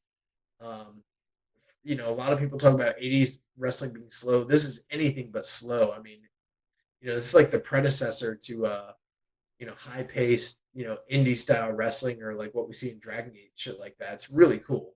Yeah, one part that loaded for me, I saw like the baby faces like kind of like rushing the ring, and like they're trying to like rush the bad guys, and they're like super fast. Like all 3 of them like came in the ring and were like taunting, and the heels like powdered.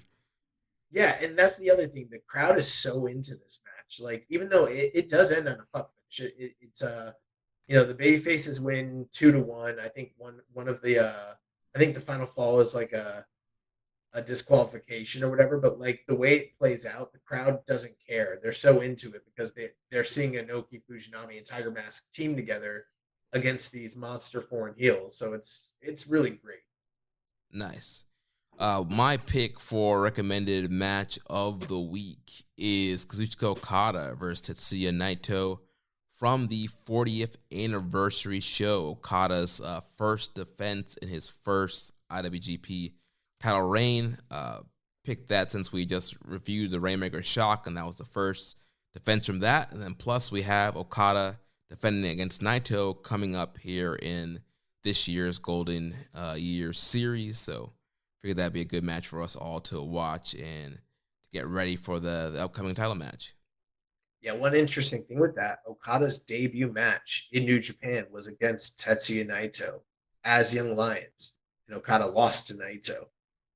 A lot of history there. Nice. So we'll check that out, and that's going to wrap things up for this week. Next week we'll be back to review some more of the Golden Series Tour and cover all its news in the world of New Japan Pro Wrestling. If you enjoyed today's show, please consider making a donation by visiting socialsuplex.com/donate. Click on the donate button under the Keeping It Strong Style logo. Make sure you connect with us on social media. On Twitter, the show is at KI Strong Style. The network is at Social Suplex. You can follow me at Jeremy L. Donovan. On Facebook, we are facebook.com/Social Suplex. On Instagram, we are Social Suplex. On Reddit, I'm the Pro Black Guy, just keeping it strong style. You can email me, Jeremy at socialsuplex.com. And also check out our Discord channel. Link for that is in the show notes. And check out our YouTube channel, Social Suplex Podcast Network. And check out all the other shows that we have here on the Social Suplex Podcast Network. One Nation Radio, hosted by Rich Latta and James Boyd. The Grave Consequences, hosted by Caleb and Maserati. All Things Elite, hosted by Floyd and Austin. And the AEW Match Guide Podcast, hosted by Sir Sam. Don't forget to subscribe and leave a rating and review. And we will catch you next week on Keeping It Strong Style, the ace of podcasts. Ichiban. Thank you for listening to Keepin' It Strong Style. We'll see you next time.